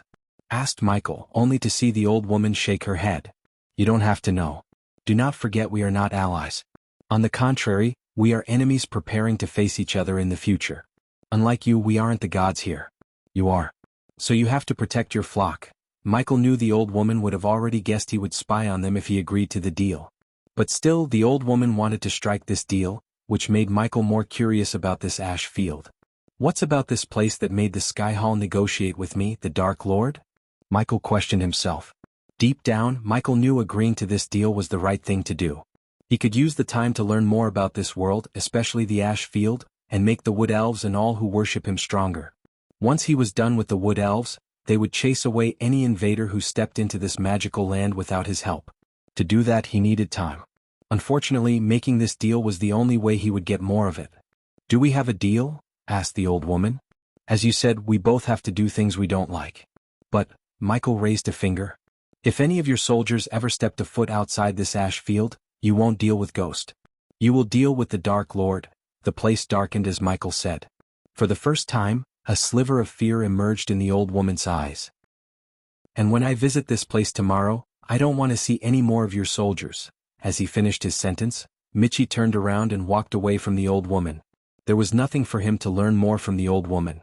After Michael left the castle, he noticed the Sky Hall soldiers standing in a line, blocking his path. But soon the elf captain signaled the soldiers to clear the path for him. When Michael noticed the elf, his eyes burned with rage and killing lust. If Michael was a betting man, he would say the elf had learned what had happened to his precious men.